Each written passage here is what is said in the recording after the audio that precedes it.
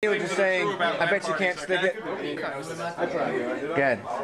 Come on. Why is this line so popular with the boys? Well, because, I don't know. I bet you can't stick it. There you go.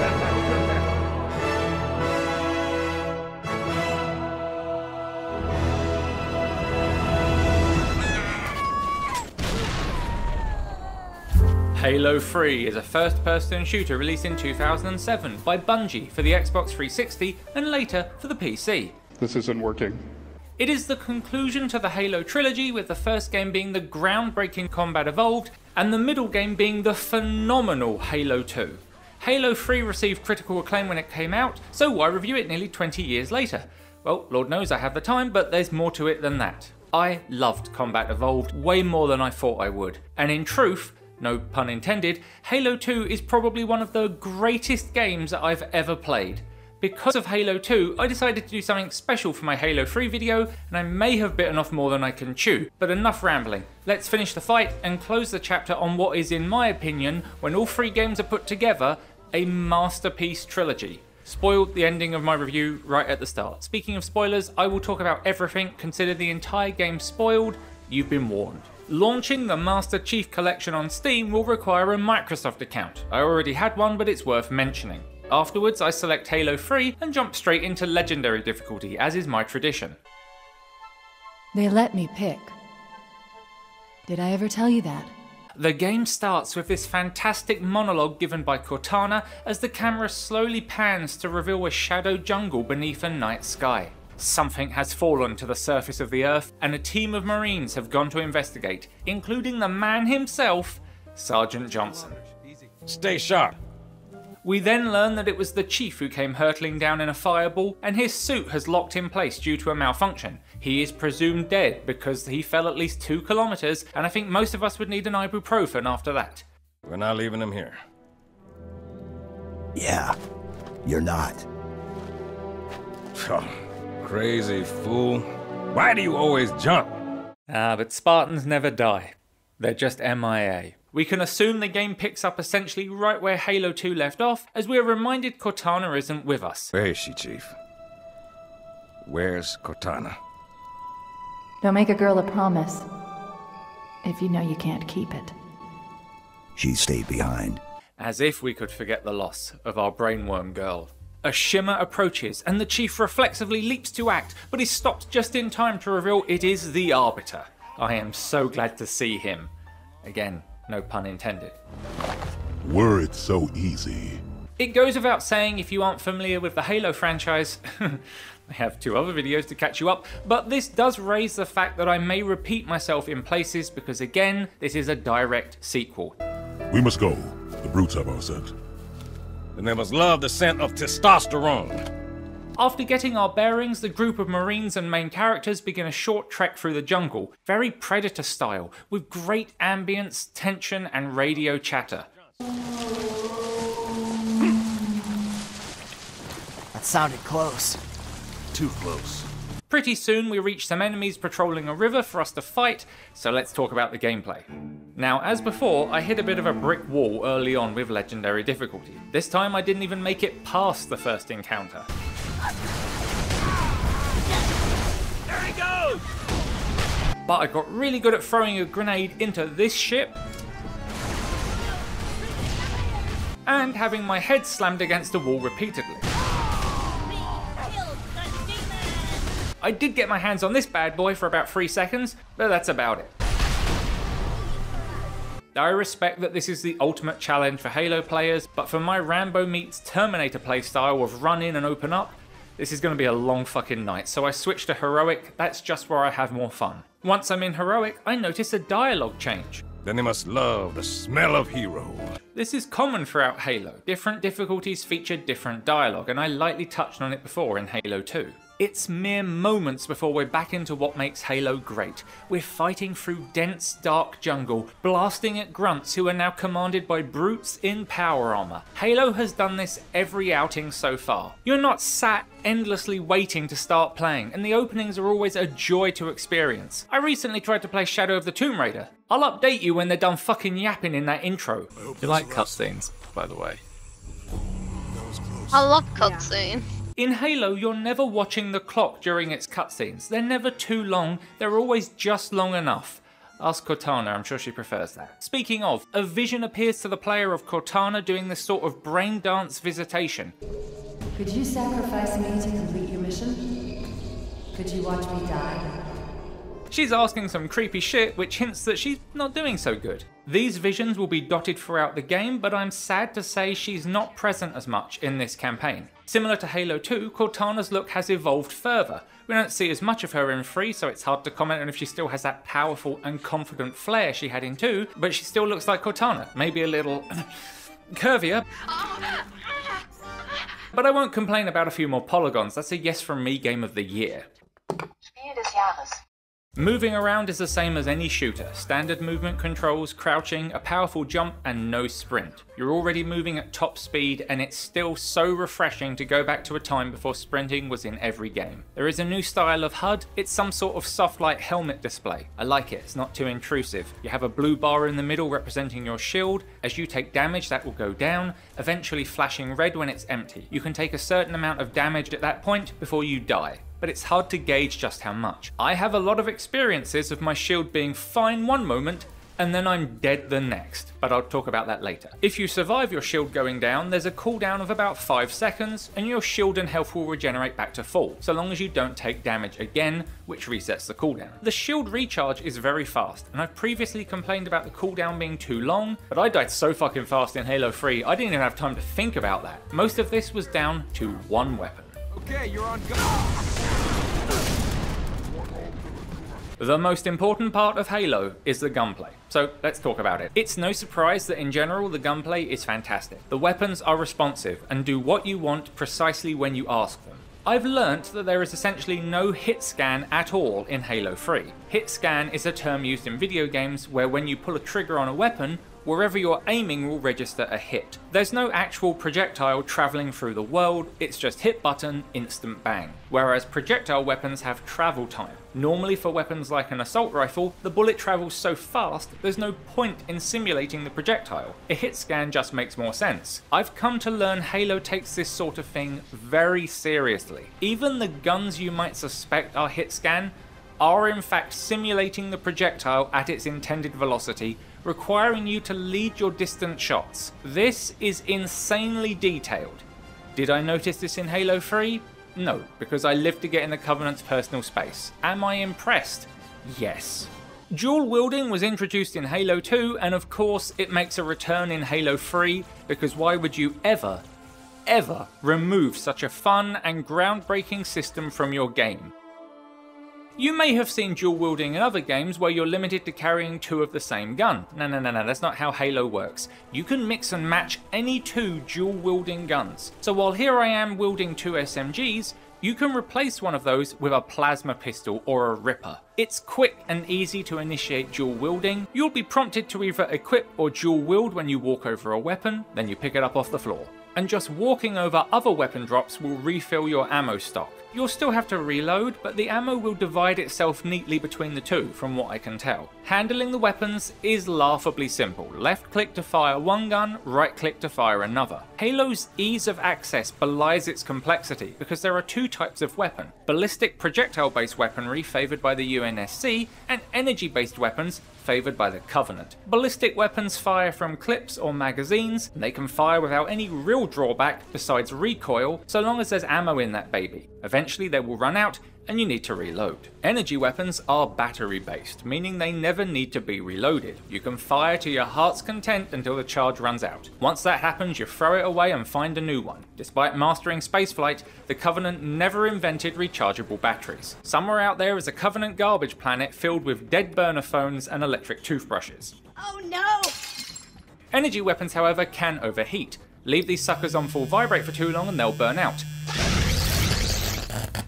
I've recycled that joke for a 3rd time. Halo shines in that overheating and reloading both create a similar problem with a similar punishment, and the player has different ways to mitigate these problems. Reloading and cooling down both take time, and it's easy to find yourself in a spot where you can't fire back. Once you've experienced the panic this causes, you start to manage your ammunition and strategize when you reload, and you watch your temperature gauge to time when you stop firing plasma. The levels are usually well designed enough to provide cover for you to retreat to, so you may reload or cool off safely. This is where dual wielding burns the rulebook, because now you've got 2 SMGs, so you have 2 ammo counters to think about. Is this a problem?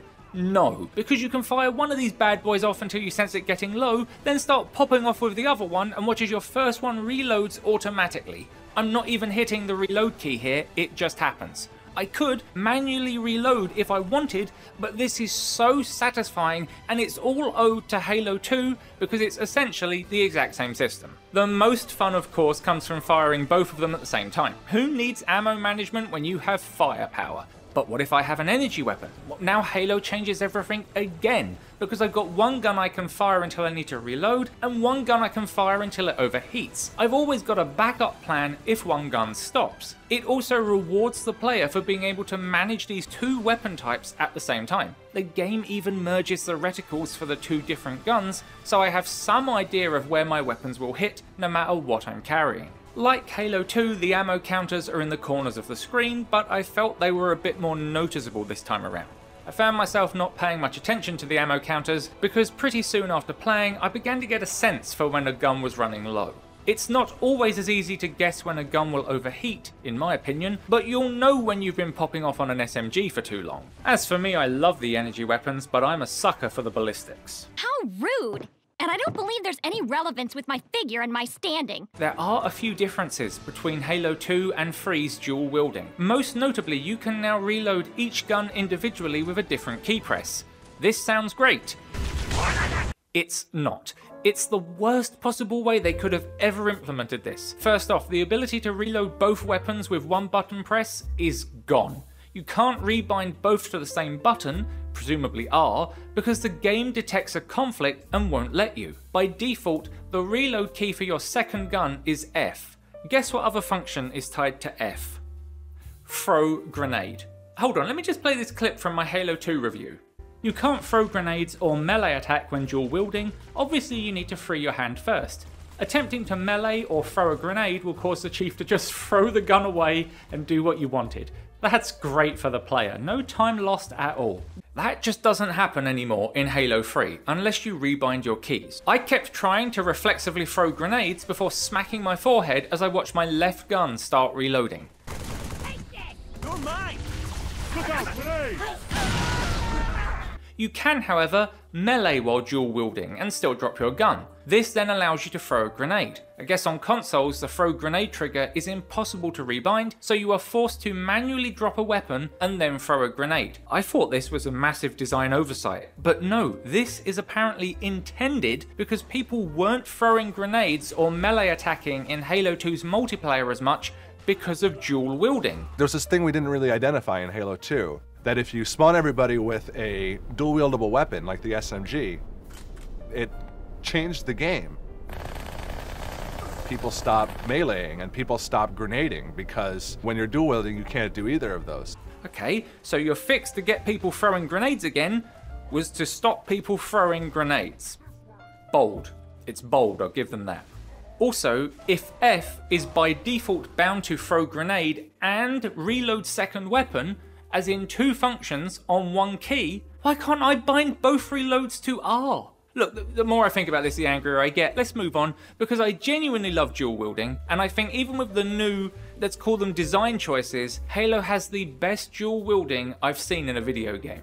As the Arbiter and the Chief continue through the jungle, we come across a scene with a brute clutching a Marine in his grasp like a toy. Now I had 2 options here. I went with the first one and decided to shoot the brute to see just if, yes, you can save the Marine, and he starts chatting before following the 2 of you through the jungle, blasting away. What a nice touch. And the shootout here is good. There's raised sections encouraging you to get up top so you can't be fired down upon, but it also leaves the brute exposed, giving you ample chance to save the Marine. What was the other option? Well, I didn't want that Marine to suffer. And you shot Moogie! I saw we weren't gonna rescue her, so I put her out of her misery. Who invited him along? The going gets rougher, however. I am really struggling against the new brute shot, which, wow, they must have upped production because they are everywhere. Even in the dense jungle, Halo succeeds in creating different situations where enemies are both near and far, singled out or in packs. As usual, the game encourages you to use different weapons to overcome these threats. In Halo, guns have different effective ranges, damage drop-offs, spreads, functions, all designed to make each and every one different from the other, beyond simply being a new weapon. And the Chief has never had a chocolate box so big to choose from. So let's talk about the guns. As I've said before, I am not a gun nut. Most of what I know comes from listening to Major Carter. It carries a 50-round top-loading magazine of Teflon-coated ordnance with a cyclical rate of fire of 900 rounds per minute. But I'll try to use the correct terms where possible. And what better start could I ask for? My baby is back. The MA5C assault rifle. Oh, the next iteration of the MA5B. She feels just so good to shoot, high rate of fire and much more accurate than the B. However, about half as much mag capacity. I can live with it. I can live with it. It's back. I'm happy. It's just so satisfying to hold the trigger down and watch your ammo counter drain. It excels in cleaning up unarmored enemies, but it's also good at staggering foes. Unlike the MA5B, which may as well have tickled elite shields, the MA5C staggers brutes and chips away at their armor, as well as dealing decent damage to other enemies. Ammo counter on the top, reminiscent of the Alien's pulse rifle, improving on it because who puts an ammo counter on the side where you can't see it, but your enemy can. The MA5C is the bread and butter of the UNSC, and while range is still a factor, you can't go wrong with this in short to mid-range encounters. For mid to long range, you'll probably want the BR55 HB battle rifle. The HB stands for heavy barrel, and I believe it. You can hear the punch in this weapon when it fires.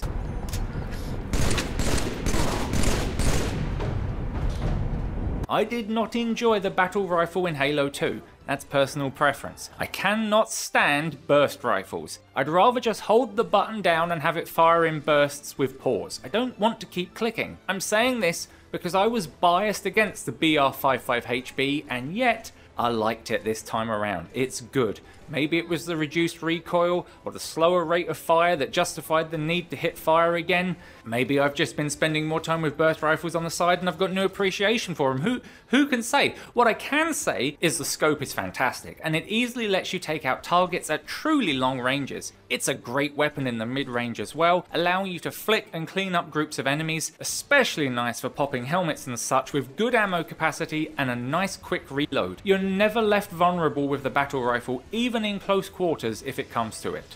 It's still not my weapon of choice because given the chance I will always pick up the shotgun, of course I will, because hot damn it's just so much fun. The M90A is a pump action shotgun that you can fire without completely reloading, making it a reactive and defensive choice. You'll rarely feel naked with this thing, and if you do, whoever gets a look will be sorry because the thing just blows close targets away. It supposedly has decent range, but I wouldn't know as I only fired it when I could feel my enemy's breath. Disappointingly, this new version only has a 6 shell capacity while the older one could hold 12 shells. I did notice some enemies could really take a beating before they went down, but a fair amount of them went down in 2 shots. My only complaint is I didn't find enough of them. And the same goes for my other favourite, the gun I threw rocket launchers away to use, the M7 SMG.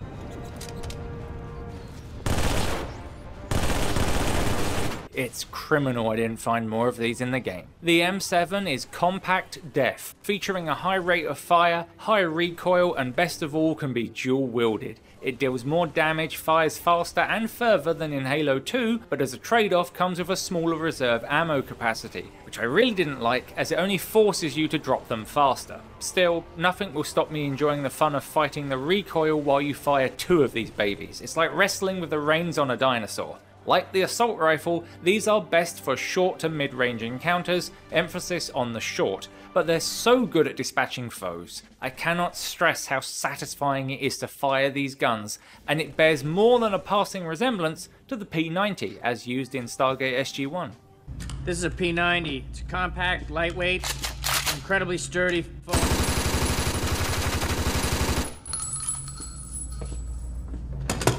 Good. That's good.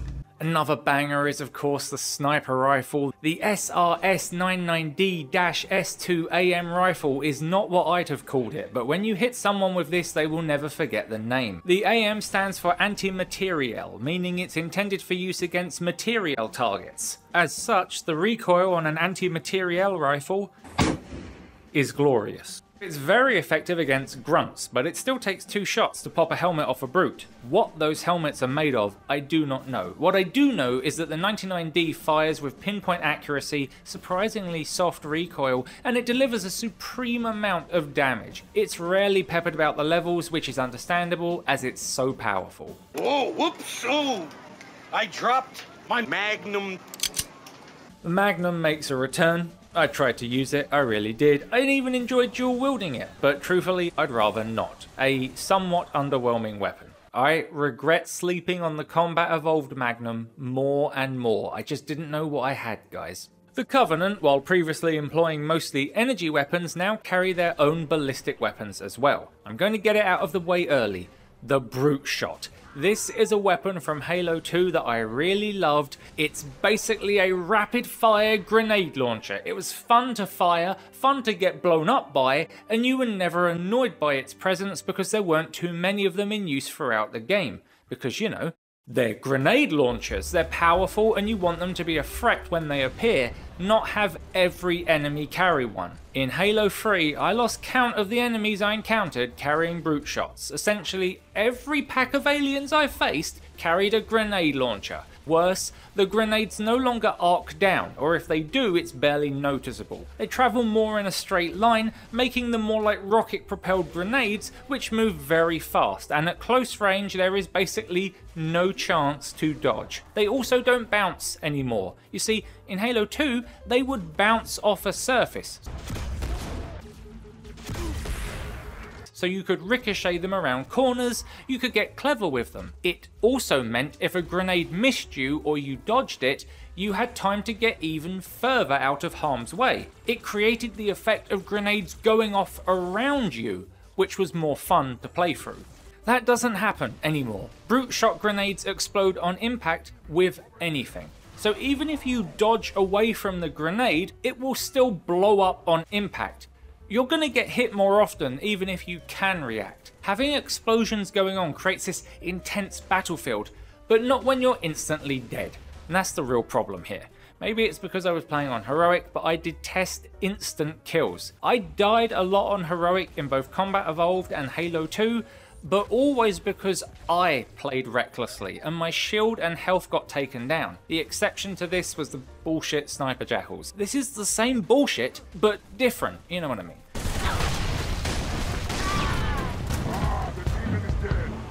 I don't have many complaints about Halo 3 that aren't nitpicking or exaggerated for comedic effect, and you can usually tell when that happens, but my enjoyment of this game would have gone up considerably if you just took out half the brute shots. Okay, you're on go.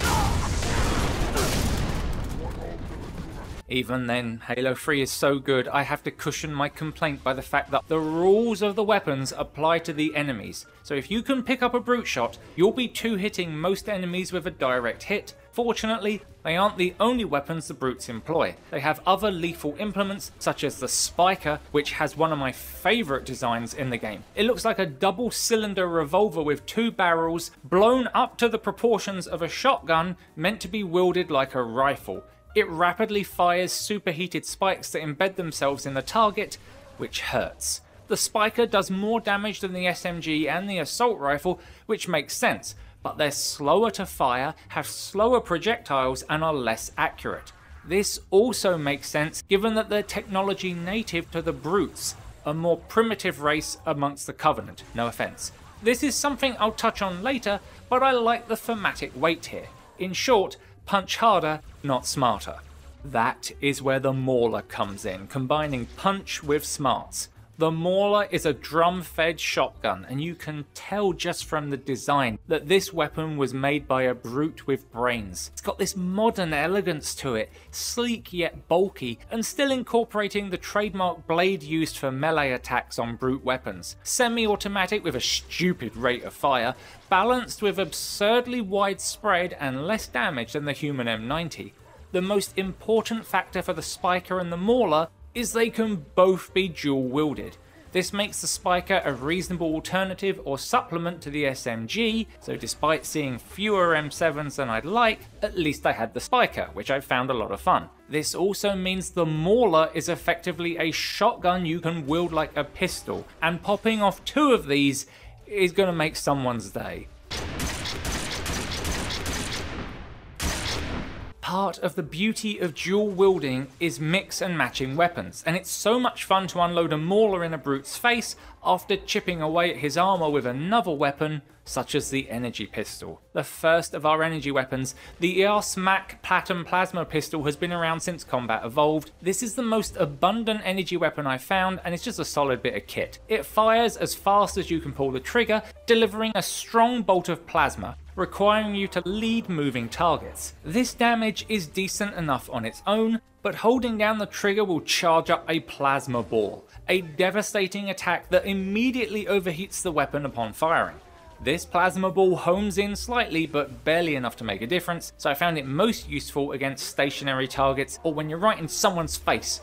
I found the pistol overheated quite quickly, even when firing regularly as well. My staple energy weapon, however, was the Okada FAR Pattern Plasma Rifle. It's far rarer to come across in Halo 3's campaign, but I love this thing. I found it almost impossible to overheat, to the point I was doing it on purpose to get footage of it overheating for the review. It fires fast, quickly losing accuracy as it does so, meaning it's best as a close to mid-range weapon, unlike the pistol, which can really work even over long distances. But you cannot beat the sensation of firing off 2 of these, or my personal favourite combo, an SMG and a plasma rifle. You've got a reload gun and a charge gun, best of both worlds.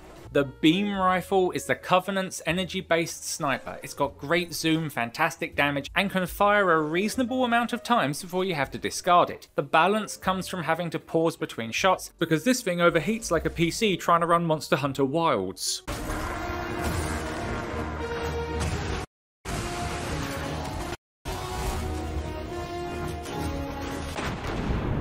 Two shots may be free if you time it right. There's no real downsides to this gun, it's just nice to have a second sniper option. I hate the fucking jackal bastards that use it, but fortunately there aren't too many of them in Halo 3.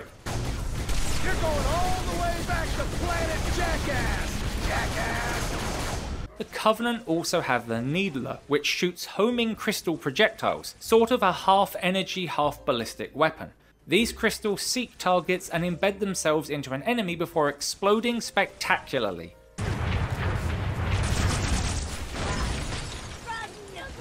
Now, a sad note. After a lackluster appearance in Combat Evolved, Halo 2 saved the Needler, leaping through the air, firing dual-wielding needlers, delivering aerial acupuncture in a display of purple magic. Oh, it was probably one of the best redemption arcs since Darth Vader. In Halo 3, you can no longer dual-wield the Needler. What of the Needler? Is it still a dual-wield weapon? I'm afraid it now requires both hands to wield. Yeah, they up the damage considerably to compensate, and it's still a viable weapon while being a lot of fun to use.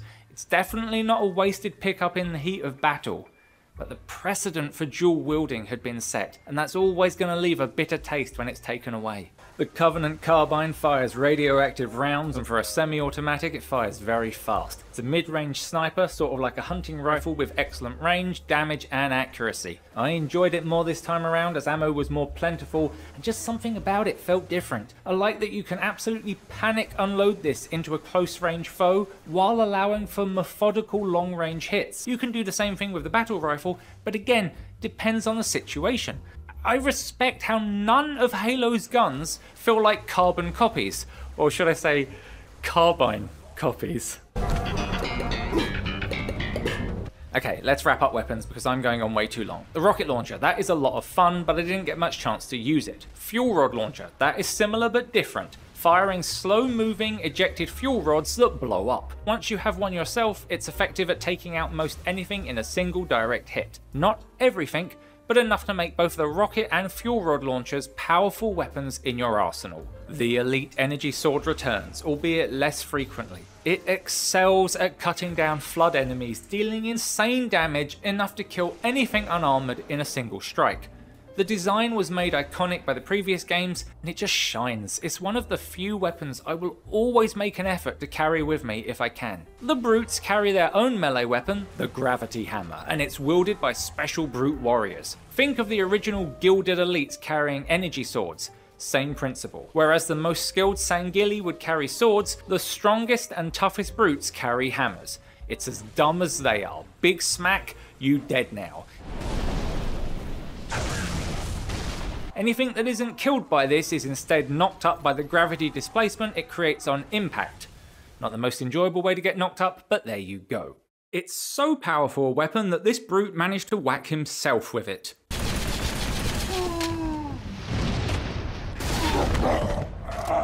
Chief, find the tower controls and shut it down. I love the cultural differences between all the weapons. The UNSC weapons are about as human as they can get. They look human, they feel human, they've got that combination of sleek style, innovation and grounded military technology. The old leftovers from the Elite campaigns, the plasma rifle, the energy sword, they're graceful and artistic, requiring skill to use. You need to lead your shots and deliver precise blows with their weapons. They're elegant and colourful. Then there are the brute weapons, largely functional, often inelegant and predictably oversized. They're made to look lethal. The cultures inspire the weapons, and the weapons look and play differently depending on the culture that created them. This is yet another way Halo sets itself apart from other shooters. Not only does every weapon have a field it excels in, it carries a story with it as well. We're almost done with weapons because finally we have the Spartan Laser. Now in principle, I love this weapon. One of my favourite concepts in science fiction is progression in the face of adversity. Humanity meets challenge. The odds are against them and the need to develop arises. Let's face it, Class 2 shuttles just don't cut it in the Delta Quadrant. We've needed something bigger and better since we got here. It's time we built it. Be it innovation, copying, or just outright repurposing. Eventually, advancement is made. We are no longer in control of the vehicle. I repeat, we have lost control and cannot eject. And there are problems. Things don't work properly. Humanity stumbles. You gotta learn to take small steps. You can't just slap a US Air Force sticker on the side of a death glider and call it yours. But it finds its footing, and this time it gets it right. And the next time it will achieve something even greater. Bridge to engineering. Go ahead, Captain. Deploy armor. Yes, ma'am.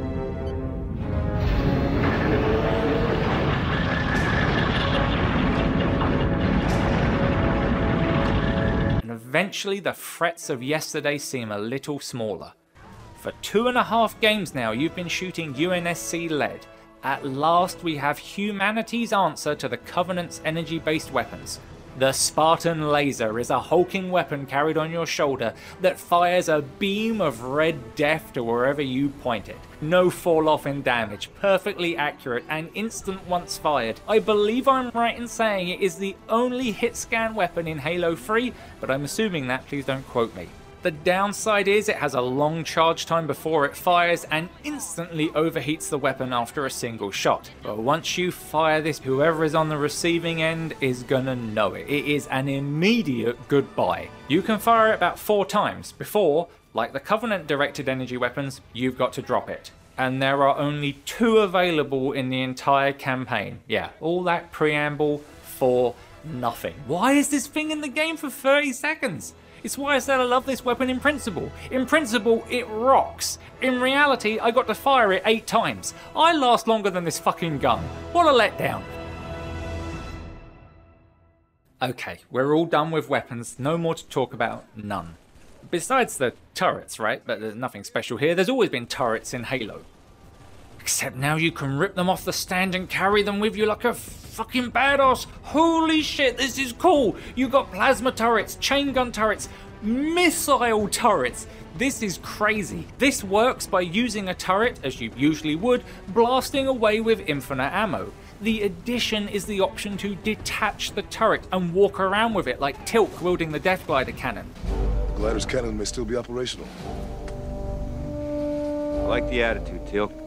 You have limited ammo, but obviously the advantage of being a mobile turret can't be overstated. Halo is smart enough to know that at some point every player has looked at a big gun turret and thought, I wish I could take you with me. But also, while players might love popping on a turret, you don't want your entire game to become one long turret section, like Duke Nukem Forever. You need to stay true to what makes Halo great, and so the balance here is perfect. As soon as you detach the turret, it has a shelf life. The ammo counter appears and it's no longer infinite ammo. Also, your movement is slowed, but your firepower goes through the roof. It's a fantastic balance and a genius addition to Halo. You also go into third person to show off just how big these weapons are, and I found you move faster when moving diagonally, which resulted in me zigzagging through levels. It's not a turret, but another third-person weapon is the flamethrower. I love flamethrowers. They're usually exceptionally disappointing in video games, but not in Halo 3. Fantastic. It just goes where I want it to go, it does amazing damage to flood enemies, and it even sticks to the walls and floors in burning patches. I only found 2. There are probably more, but I ran those 2 flamethrowers dry.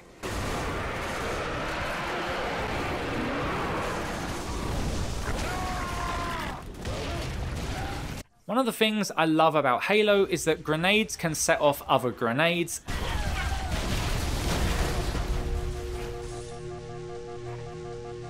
And as a really nice touch, walking around with a flamethrower and safety burning a load of corpses so they can't be infested really isn't a great idea when all those corpses are carrying grenades. The reason I've talked so long about weapons is because every weapon in Halo serves a different purpose, and even if you don't love all of them, there is a gun in here for you, and a gun to help you solve a problem. The brute shot annihilates what you're looking at. The MA5C quickly delivers stinged death to groups of nearby foes, and the BR55 ruins the day of someone further away. Halo leads, it always has, at not just making weapons feel like variety for the sake of it. There are no same gun but it fires yellow lasers in Halo 3. Even for the guns that serve a similar purpose, like the Covenant Carbine and the Battle Rifle, both excelling at dealing mid to long range damage, both with a scope and both with reloadable ammo, there are differences that keep the weapons distinct. The Covenant Carbine deals 10 damage per shot, while the BR55HB deals 6 per shot. I can spam the carbine as fast as I can pull the trigger, so that adds up quickly. But the Battle Rifle will deal 18 damage if all 3 rounds hit. On top of that, they just feel different to handle. It's hard to describe even once you've experienced the weapon for yourself.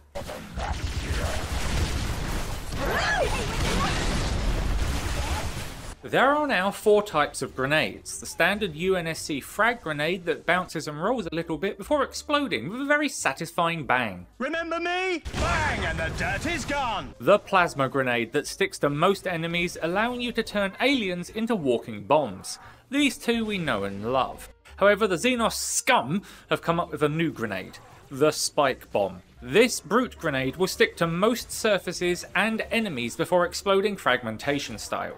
I feel it throws a little differently to the plasma grenade, with a steeper downward arc, but that's just my own observations. I might be totally wrong. It's a neat addition and definitely powerful, but for me, the most fun came in the form of Hellfire, the incendiary grenade. These are basically high-power Molotovs, and I love Molotovs. They just blow up into a large patch of flame that burns everything inside it. What more do I need to say? I love to watch things burn. We're concerned. All that being said, I want to briefly talk about an early encounter that is clearly designed to use the battle rifle rather than the assault rifle. We're almost to the rendezvous point and at the end of our jungle expedition, but Johnson and the other Marines who split off have been captured. What a shocker.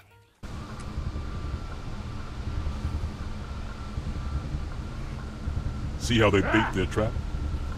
I will help you spring it. I approve of this little cutscene. The Chief and the Arbiter both stop to overlook the hydroelectric plant before them. We see the brute's raw strength and savagery, and even if it's played for laughs, it highlights Johnson's constant defiance. We hear the Arbiter showcase his own recognition of an obvious trap. Halo does a great job of putting a lot of storytelling into its scenes. It's so dense, every single image has so many things going on. No, not like that, in a good way. So what's the issue? Well, after they drop down, John Halo and Keith David are on one side of this hydroelectric dam. There is a bridge over to the other side filled with brutes and grunts. I can deal with that, not a problem.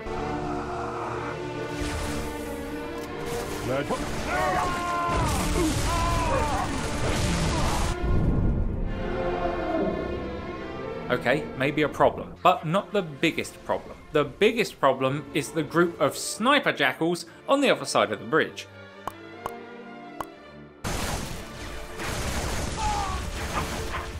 So I really want a battle rifle or a beam sniper to pick them off. Unfortunately, the only ones available to me are back up the cliff, and dropping down triggered a checkpoint. So I can't get back up there to properly equip myself, and I'm getting real truth and reconciliation flashbacks here. They're kicking in. Stow the belly-aching, soldier. Remember, you're a leatherneck. So I'm sort of stuck trying to deal with snipers out of my effective range, and brutes bombarding me the moment I emerge from this cave. But Halo 3 succeeds in taking my criticism and throwing it back in my face. Atop this ruined building is a jackal with a carbine. It's giving me some tools to deal with this problem. Avoiding the trap of creating a problem without giving me the tools to solve it. Now, when I say bridge, I'm obviously referring to the walkway upon the crest of the dam. Like a dam. No, it's not like a dam, it's more like a, actually yes, it's like a dam. But from a level design standpoint, it's a narrow space used to cross between two larger spaces. It's a bridge. Further to this, I finally find the underbelly for the bridge. Like a spillway. Allowing me to safely pass all of these brutes and jackal snipers, getting me to a position where I can take them out safely. I still think this is a bad place for a checkpoint, so be sure to pick up that battle rifle or one of the beam snipers, because after you jump down you can't go back up that cliff. I'm only talking about this because I'm pleased to say Halo 3 doesn't make this mistake again with its checkpoints or encounter design. So I finally get to the other side in one piece, not by heroically charging down the tunnel, but by crawling through the Jeffries tube like Geordie the fucking Forge. I take out the aliens and rescue Johnson, but not before I see what he has to say. This isn't as fun as it looks. Cut the power! For the most part, I found the encounter design of Halo 3 to be truly fantastic. The levels are well designed and filled with variety. I love how the human levels start in a lush African jungle. Dense flora and rocks are your primary cover here, with riverbanks and cliffs creating elevation for you and the Covenant to play with. The relatively close quarters are contrast with large open air spaces, presenting aerial threats and huge arenas. For now, the goal is simple, get through the jungle alive, and once we do, we descend deep underground into the crow's nest. Sorry for the tight squeeze. Tell the commander her ace is in the hole. A bunker, where the UNSC have chance to collect their thoughts and establish a real goal. While the jungle was a linear trek, the crow's nest involves back and forth, going to parts of the facility and then travelling back to the main hub. Halo has always been about pushing forward, and though you have revisited old areas in the past, it's usually in a different level. We see that start to change here, with backtracking and areas changing from safe to dangerous. Halo may be linear, but it's never felt like a corridor shooter. The spaces in Halo always feature areas to move around in, going up, down, in and out of passages that provide an alternate way through a room. It's linear in direction only, not in environmental design, and in Halo 3 they play with breaking that linearity. The most memorable example of this is in a mission where you travel deep into the heart of the Flood's hive. Your mission here is not only critical, it's personal. It's a rescue mission for one of the most important characters in the series. You found me. And Halo succeeds totally in that satisfying feeling of getting into the center of hell and escaping alive. Back the way you came. True, it's just back and forth, but every space in this level has so much going on, and it has areas where it's advantageous to kill everything, and others where just running through is the best move. As stressful as this level was at times, I loved it. However, I'm sad to say that when rescuing Cortana, it's not her Halo you get to enter, it's the grave mines. Not the ring I wanted to activate. Sorry for the tight squeeze.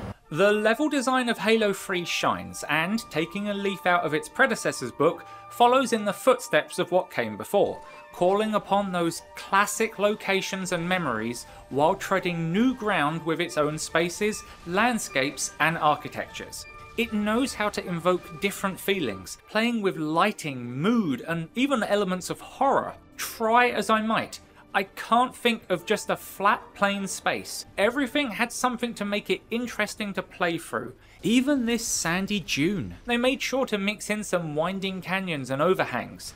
The enemies are well placed, be they patrolling or fortified emplacements. It's all fun and for the most part balanced. For the most part. Yeah, here we go. In Halo 1, there was the library. In Halo 2, there was that circular bullshit room in High Charity. In Halo 3, there is this fucking house on Sparrow Highway. Savo. Here we go. Fuck, it's the worst one yet. Okay, so Sparrow Highway, the third level in the game, features a couple of particularly challenging segments where, like I just said, you don't always have to kill everything that moves. Sometimes just driving past it while it tries to kill you is good enough. At some point on the way to the town of Voy, you'll be forced to leave your vehicle and travel on foot. In this blown out house, I find one solitary Marine. We got reinforcements, Marines! And I want to try and save her because I do. I always try to keep the Marines alive. Unfortunately, the bozos I brought with me are already dead. We're here to help! What follows is the most difficult assault in the entire game. It doesn't even compare to penetrating the Gravemine's ring. Sir, recon spotted Covenant armor ahead. Pelicans are inbound with heavy weapons. We need to hold out until they arrive. Waves of enemies with brute shots land. All the while, the Phantom dropping them off is pelting your position with plasma. You've got some cover, and you can retreat inside the building, and look, there are deployable mines inside that I can use to prepare for an assault instead of a little minefield. That's good, right? No way. No, because the checkpoint, while well placed, barely gives me enough time to dash inside, grab the mines, and then plant them before the troops arrive. I can only carry one mine at a time, so I managed to throw two out there before I'm being attacked. The second wave also features jetpack brutes, who immediately invalidate the cover I just mentioned by flying to the hills on the side and shooting down at you. Jetpack brutes will always try and gain an advantageous position by flying to flanking spots. Great AI, that's fantastic, but suffice to say, I'm fucking suffering, and if that wasn't enough, the cover is worthless against the Phantom that circles around for another pass. I may as well be sitting here getting shot from orbit. After my 10th attempt, I gave up trying to save the Marine. I couldn't even save myself.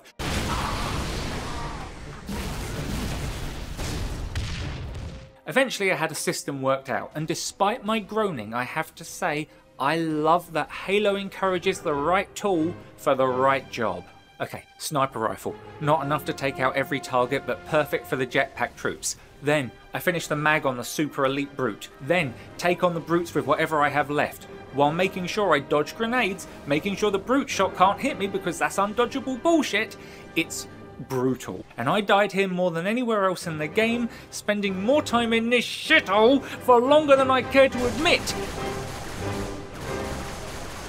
Player might be tough, but two guys against the player when the player has this weapon is suddenly an easy encounter. So now you can put 4 guys in there. It'd be cool if the Phantom dropped off a sniper jackal.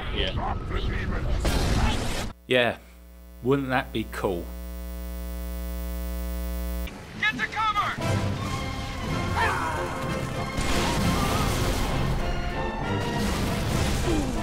The chief's dead!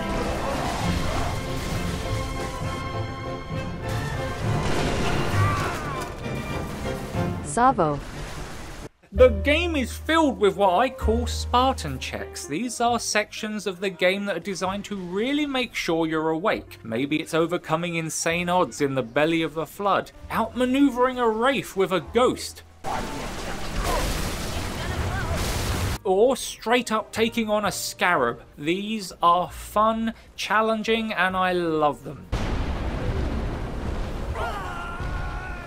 But this was awful. It was the only time I overcame an encounter and was glad it was over. It's important I talk about it because it's pretty early in the game and it highlighted issues for me with the brute shot, the bubble shield just bringing combat to a halt, and the early game focus on spawning brutes en masse rather than brutes and groups of grunts, which I personally found more fun. The brutes and the grunts worked well together. While I was whinging and crying like a baby, I mentioned two other things: leaving my vehicle to go on foot and deploying mines.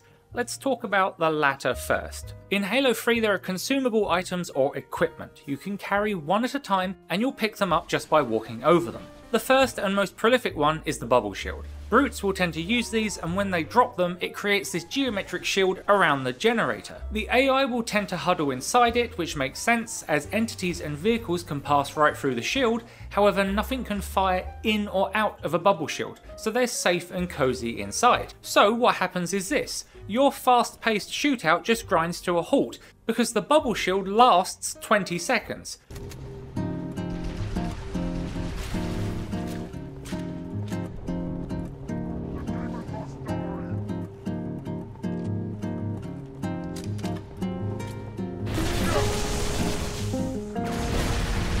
This does create some fun opportunities for the player, like running in, dropping a grenade, and running out again. And our only hog. Over.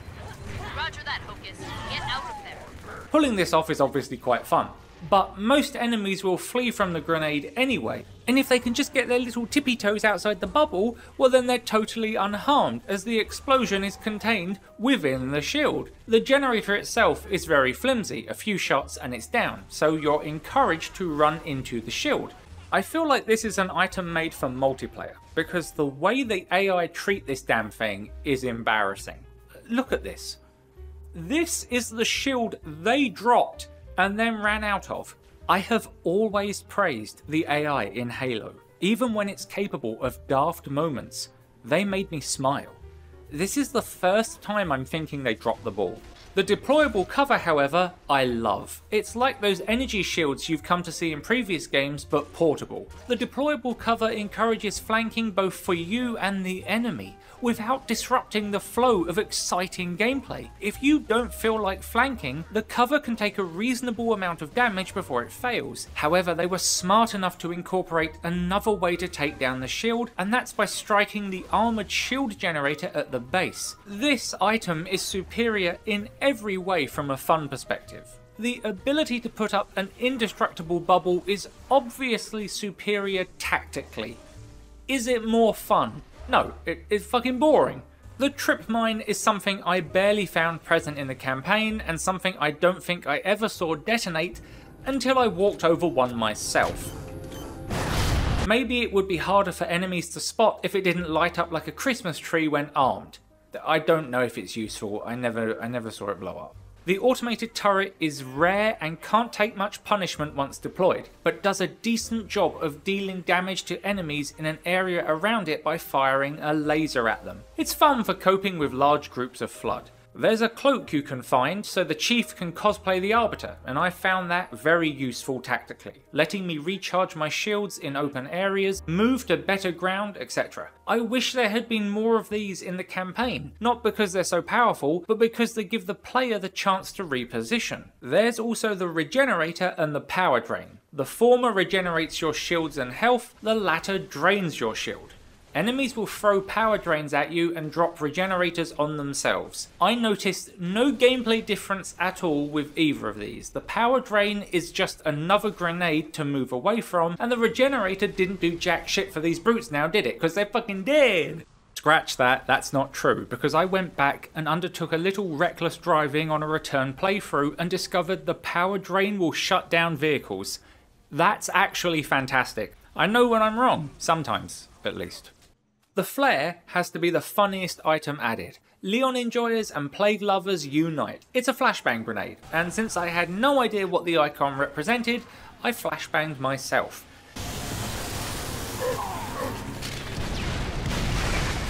What a fucking bozo. This is something I truly approve of, as it's not too annoying. It's something that directly affects the player without stopping the flow of gameplay.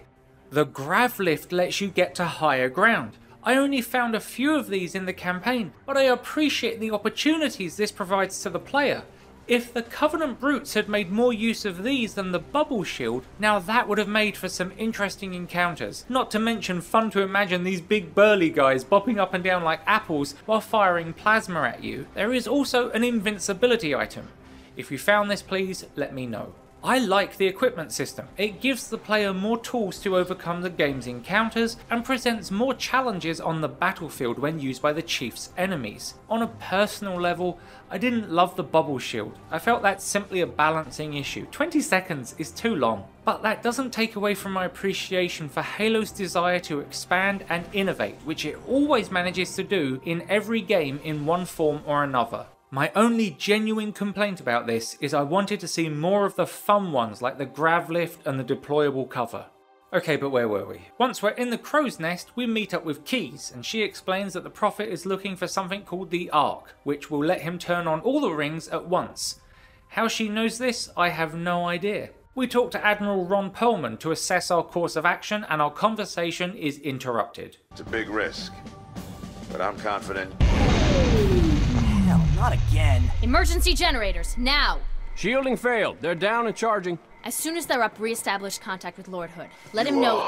All of you vermin, cowering in the dirt, thinking, what, I wonder, that you might escape the coming fire? No, your world will burn until its surface is but glass. I'll talk more about the narrative later, but I want to express my appreciation for the same zero bullshit I brought up in Halo 2. There are no fake obstacles or drama thrown up by bad writing here. No disagreements, the humans are keen to work together. Once Truth delivers his warning, there's a brief bit of levity from the Chief and Johnson. Cocky bastard just loves to run his mouth. Does he usually mention me? And then Keyes says the obvious. Give the order, we're closing shop. Ma'am? We're about to get hit. All personnel. They're wounded. We're getting all of them out. We're about to get hit, we have to move. Squad leaders are requesting a rally point. Where should they go?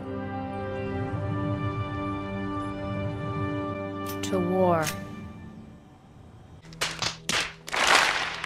Okay, that was dumb. When the Chief says, Permission to leave the station. For what purpose, Master Chief? To give the Covenant back their bomb. He's doing a one-liner while telling them exactly what he's about to do. You can't answer a request for a specific location or set of coordinates with "to war." This is the complete opposite of the no bullshit effect I just talked about. And later, I will eat my words about fake obstacles and drama. As we prepare for the attack, we have this incredible walk through troops getting ready to fight, all while this amazing music plays in the background. There's very few games that can make you feel pumped just walking through a room. And what's at the end of this walk of heroes? Oh, you're gonna bring my M7s, you beauties!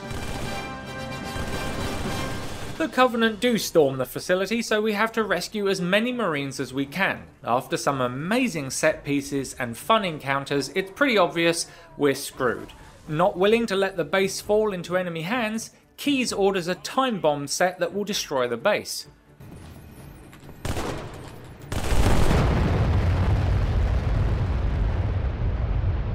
While I hope the war rally point was minimum safe distance, maybe next time specify an actual location instead of being a smartass. What follows is a mad dash to get out of the tunnels, blasting away at anything that moves as you go. The Chief barely manages to reach the hangar as it explodes.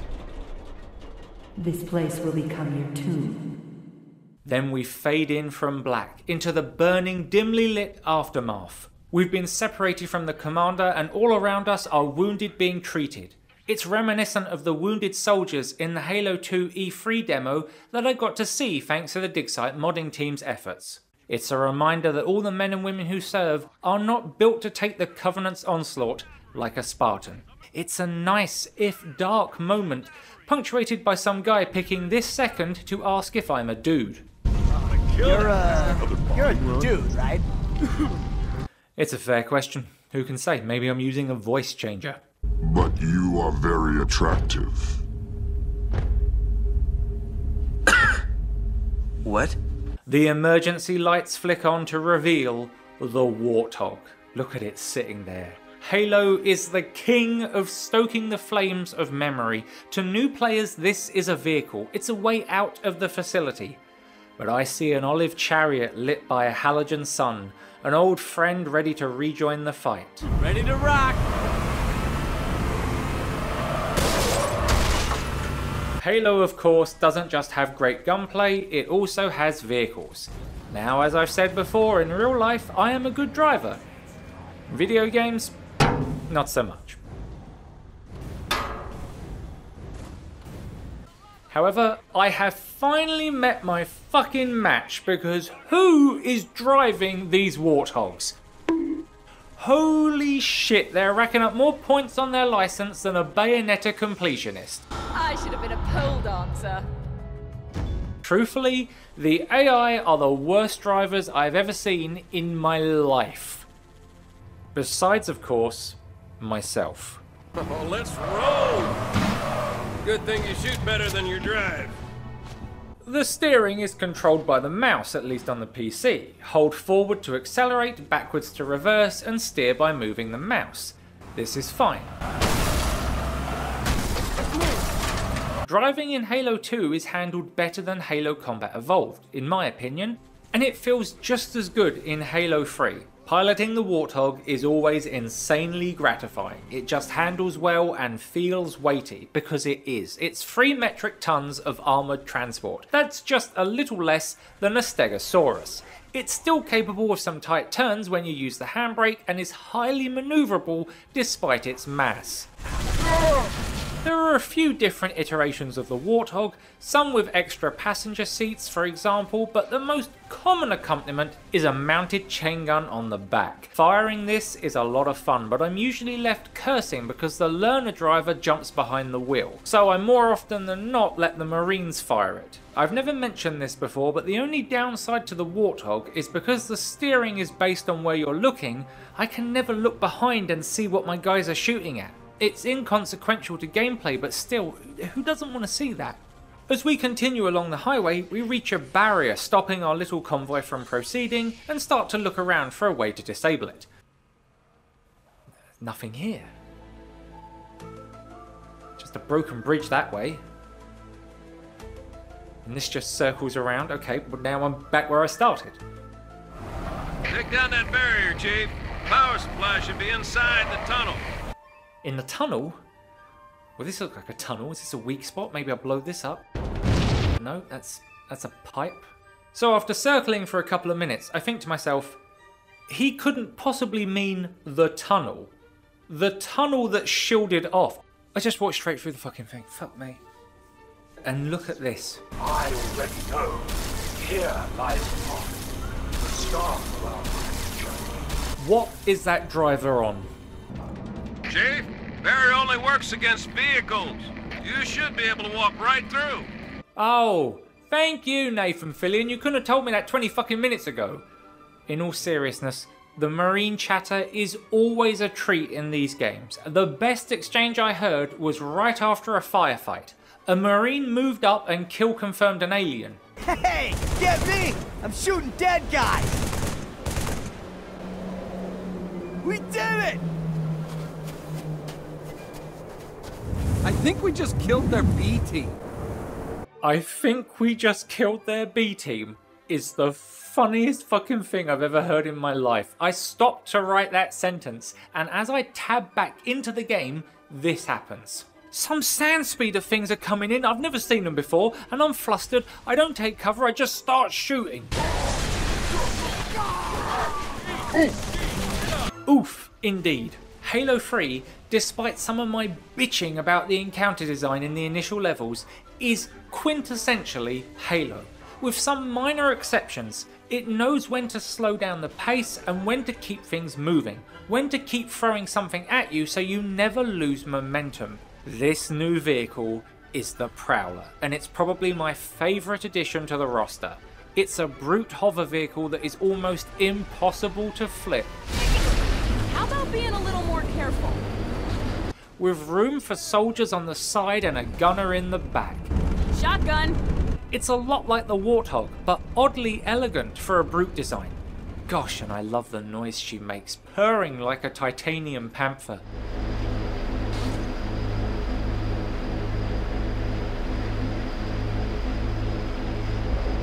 The weapon on this thing is more like a human Gatling gun. No slow firing plasma here. These are rapid travel time projectiles, high fire rate guns designed to require as little leading as possible. Oh, what, you don't like the job I was doing? Okay, fine. Fine. No, fine. Here we go again! Truthfully, this is just a joy to pilot. Chopper! Great driving! Great driving, did you hear that? Bloody cheek. One thing about the AI is that if you kill the gunner of one of these, the driver will not abandon ship, even if he really should. I encounter this later when I really want these bozos to take over driving the tank for me, but they never ever do. No matter how many times I abandon it, they will not drive the tank. The other brute vehicle is the chopper. They have this automatic rocket launcher weapon which is quite challenging to lead your shots with. Skill issue, I know, but I detested going up against this thing because the brutes driving choppers are aimbot pros, and I spent about 30 minutes getting blown up on Salvo Highway. Meanwhile, I struggled to hit a stationary target. Unlike most vehicles, I found the chopper to require a bit of skill to get used to it. Truthfully, I hated it during my heroic playthrough of the campaign. It was only when I went back to record more footage that I began to appreciate its handling. Despite its shitty appearance, it's capable of sharp turns, steep inclines, and again, the rocket launcher absolutely wrecks what it hits.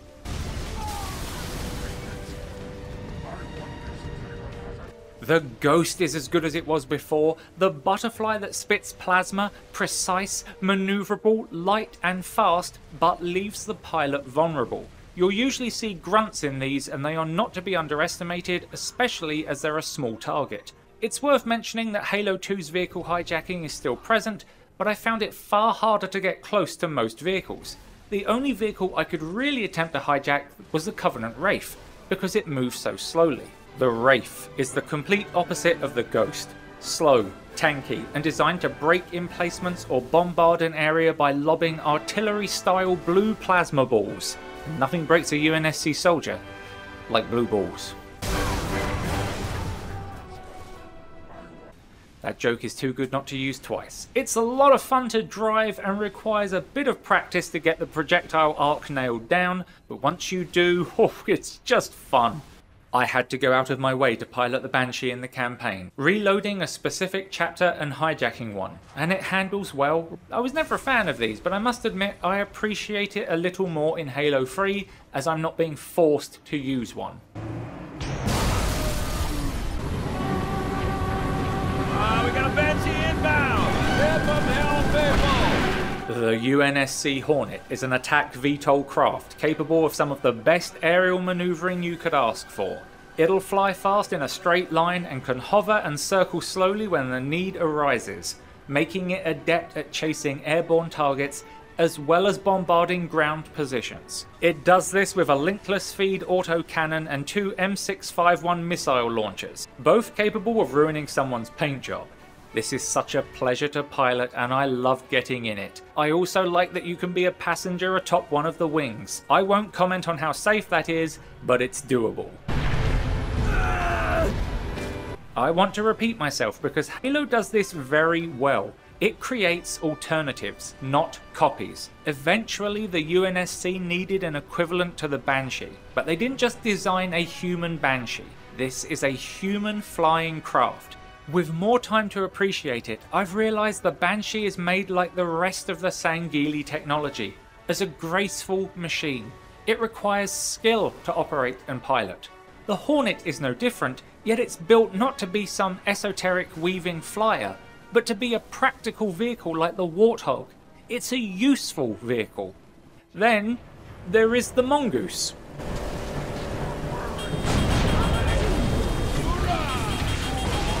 Now, I see the Mongoose as a bit of fun, don't get me wrong, but it's a quad bike with a rocket launcher on the back. That sounds like something out of a post-apocalyptic wet dream. It flips really easily, but it's very fast, and I have to say the sight of about 4 of these all riding around the legs of a scarab shooting rockets up at it is insane. This is insane to watch. I can't grumble about something that is genuinely fun, even if it's stupid.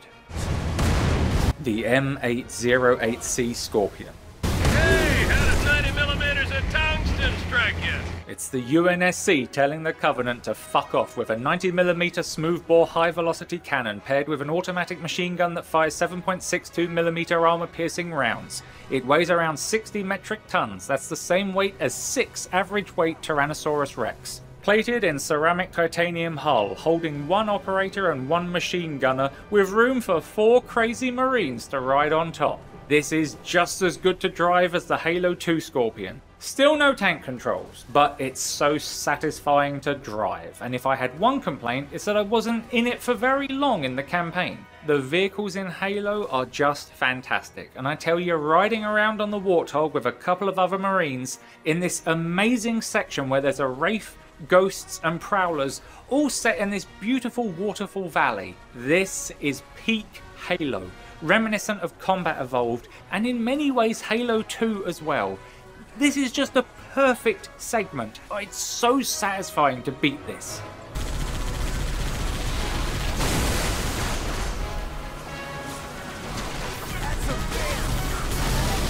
In Halo 2 they took my beloved Scorpion away by making it too big to fit. In Halo 3 they did me even dirtier. I was going to bring these Marines and the Warthog inside this building, but no. And I tried to jam that thing in there for a solid minute, but Halo is not a universe where 3 guys can fit in one hole. That would be Street Fighter 6. If you appreciate jokes like that and the constant mispronunciation of names, then please consider checking out my Patreon. You can support me there from £1 a month. Hell, you can join for free. A big thank you to my kind and very patient patrons. Thank you. Where enemy variety is concerned, it's give and take. I'm going to go off on one here, sorry about that. Let's rewind back to Combat Evolved.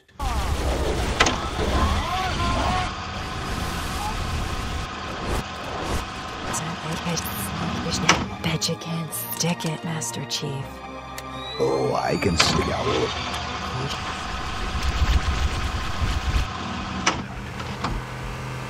Looks like there is a path into the interior of the island. Engaging multiple targets! Life was good. You're playing the same demo level of the Silent Cartographer over and over, and it never gets old. You have a nice selection of grunts, jackals, and elites to fight against. Even a hunter. Every one of these enemies serves the same faction, the Covenant, but they all do things a little differently. This is where I bring up Stargate again. You see, the primary antagonist of Stargate are the Goa'uld. Now, while the show was about more than just fighting the Goa'uld, the threat they posed was always there in the background. Parasites posing as gods and commanding legions of devoted followers. I love them. I love the evil, the power, the wardrobe. Wow, buddy. We were just talking about you. All good. By contrast, the Jafar who served them were a warrior race. They had a culture all of their own, and unlike their masters, they were capable of honour.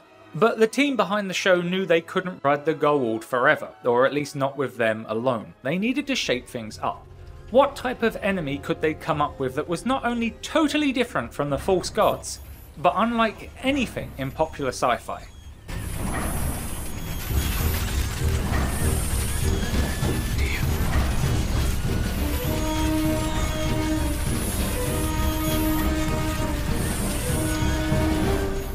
The Replicators are a stroke of genius.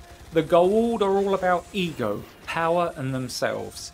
The replicators have no ego, care not for power, and are entirely dedicated to the hive mind. Combat Evolved realised, just like SG-1, that you need to do something different. Enter the Flood.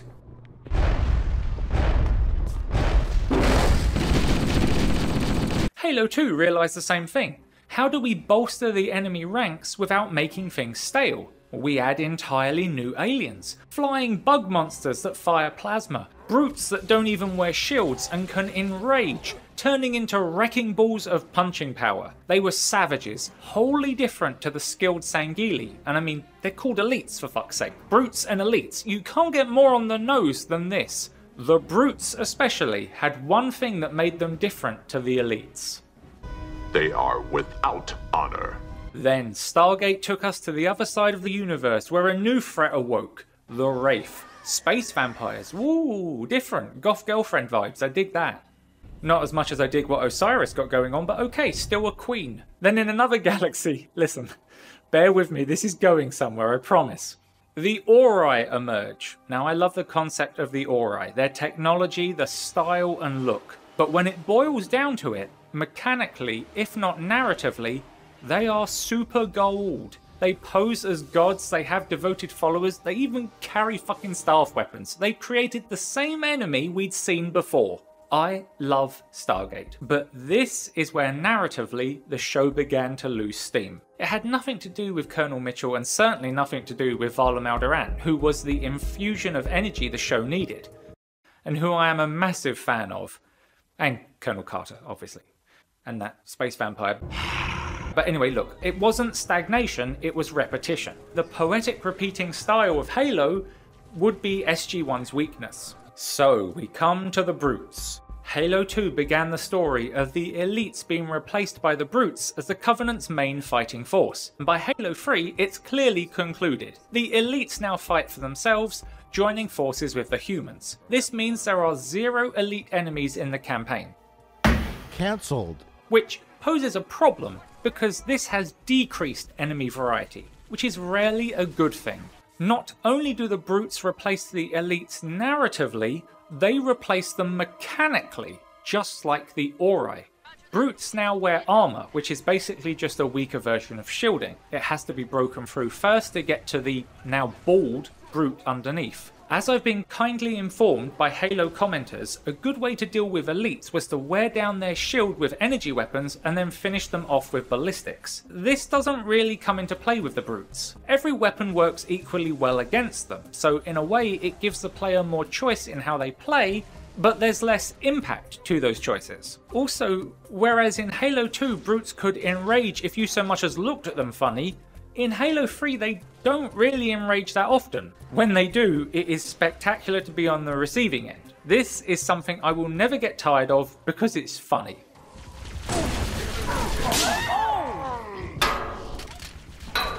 But outside of this, the Brutes have lost some of their savagery. Their technology is savage, but the Brutes in Halo 3 just feel like weaker elites. The only reason they're dangerous is the Brute shot. See, finally linked it back round. I want to stress this, I'm not shitting on the Brutes so much as I am lamenting that they're just not as challenging to fight as the elites. The only reason they're remotely difficult is the Brute shot, and if you take that weapon away from them, they're undercooked. This is all I have, I'm nothing without this suit. If you're nothing without this suit, then you shouldn't have it. I'm complaining about this because I think there were solutions to the reduced Covenant enemy variety. The power armor the Brutes have is a great choice, I really like that. But have some be more savage than others. Maybe an Alpha could command pack members to enrage. Or just keep the old enrage mechanic from Halo 2, where a downed ally would cause a Brute to enrage. The other solution is even more obvious. Loyalists, elite who through either intense unshakable belief, brainwashing, or collaboration for secret benefits like a subscription to Skin Gilly, remain loyal to the Prophets. I don't know man, I'm just disappointed because the Covenant's roster of enemies is smaller in the sequel, and the Brutes themselves lost a lot of their savagery. They dodge, they flank and move up, they do all that well, and they're fun to fight against, and I like that they're less bullet spongy than the Halo 2 Brutes. That I have no issue with because I hate bullet sponges. They make use of items that keeps fighting them fresh, like the deployable cover and the bubble shields. But like I said, the bubble shield creates its own problems, such as waiting for the shield to drop. And if you don't believe me, look at this. The brutes are doing the exact same thing. They're waiting for my bubble shield to drop. They're not charging me or throwing grenades inside. They're standing there. When I explain it like this, I hope it's clear I don't hate the bubble shield or the brutes. It's just there are mechanical choices here that feel alien to the pacing of Halo. I do love the big hammer chieftains though, they're fantastic, and there's this panic when you first see one charging towards you in an enclosed space.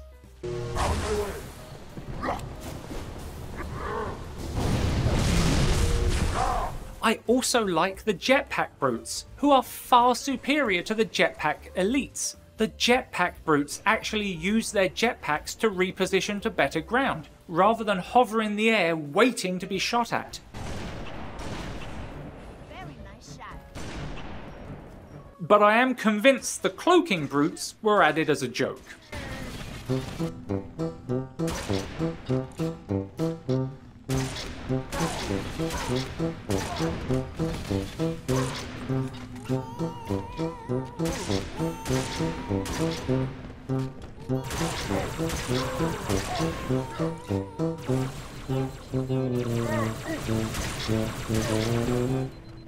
In all seriousness, I wouldn't have bothered to write that much if I didn't love this game, but I have to say it. I miss the elites.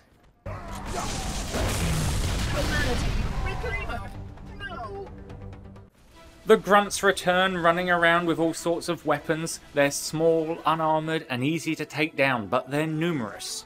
It's easy to assume they aren't a threat, but they can pick up any weapon and surprise you. So that brute you just killed, now the grunt has his grenade launcher, and he's a much smaller target. They also love to throw grenades.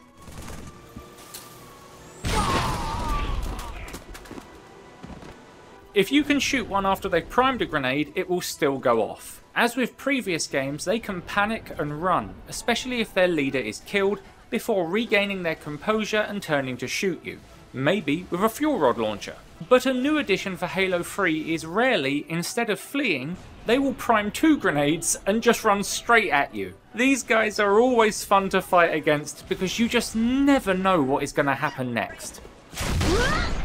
The Paladin mains return with their shields, the Jackals. They're a great little enemy, nowhere near as annoying as Combat Evolved. They'll often position themselves above you or in front of other troops. One of my favourite touches is that even sticky grenades bounce off their shields. This gives them real utility in defending their allies and presents a problem for the player to solve, either by targeting the weapon arm barely poking out from the shield, flanking them, or overpowering them with brute force.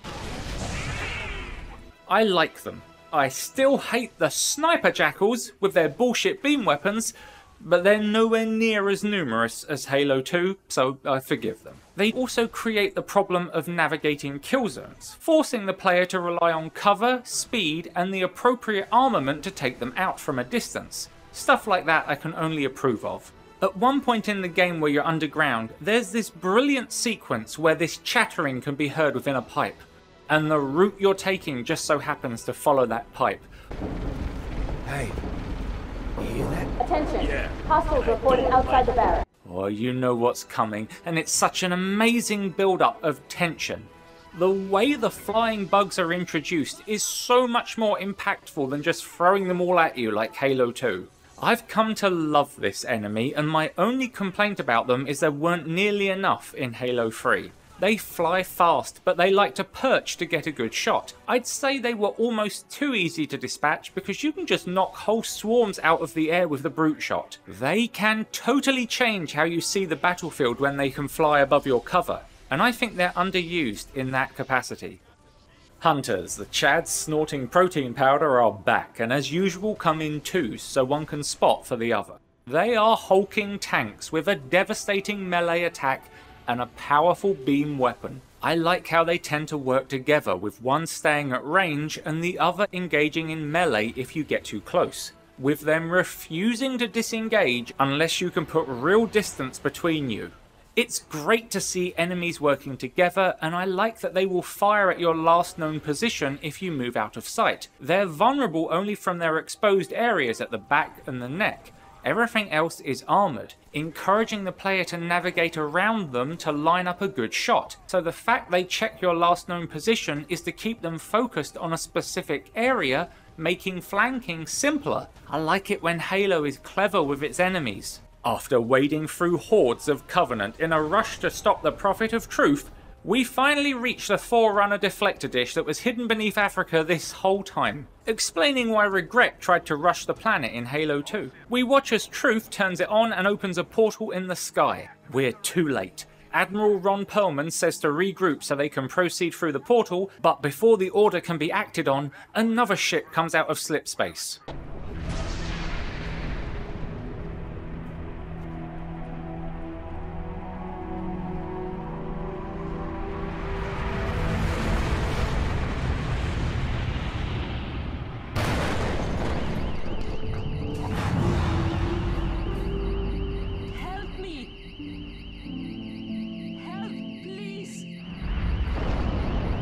What is it?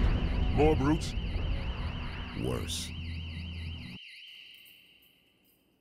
The Flood are back, and they immediately begin to spread out of the crashed ship and infecting whatever they can. As we fight against the tide and attempt to regroup with the UNSC, we actually venture into the crashed vessel. For the first time, we're not merely seeing the Flood being contained somewhere or infecting an alien spacecraft. This is what happens when the Flood has had time to make a home. This craft isn't just infested, it's a nest. Don't shoot the bulbs. Now to the Flood, and from a gameplay perspective, I think this is the best incarnation of the Flood yet. First of all, the little scurrying infestors are back, and the size of the swarms is a nice middle ground between the endless horde in Combat Evolved and the half a dozen in Halo 2. It feels manageable, unnerving, and they made the great decision of having them pop in groups, as though your weapons were penetrating through the soft parasites. It makes sense because in this form, the Flood is most vulnerable, but it's also at its most elusive. Flood zombies are what happens when a parasite infests the host and takes control of their body, be they human, elites, or now even brutes. A parasite burrows into the body and assumes control. It then has access to the weapons it was carrying at the time. They're generally slower and easier to kill than their uninfected counterparts, but they're also relentless. They will not seek cover, they will advance upon you until you are dead. Zombies will also have some of the armor left over from their host, so some will be harder to kill than others, and some will seemingly be fucking indestructible.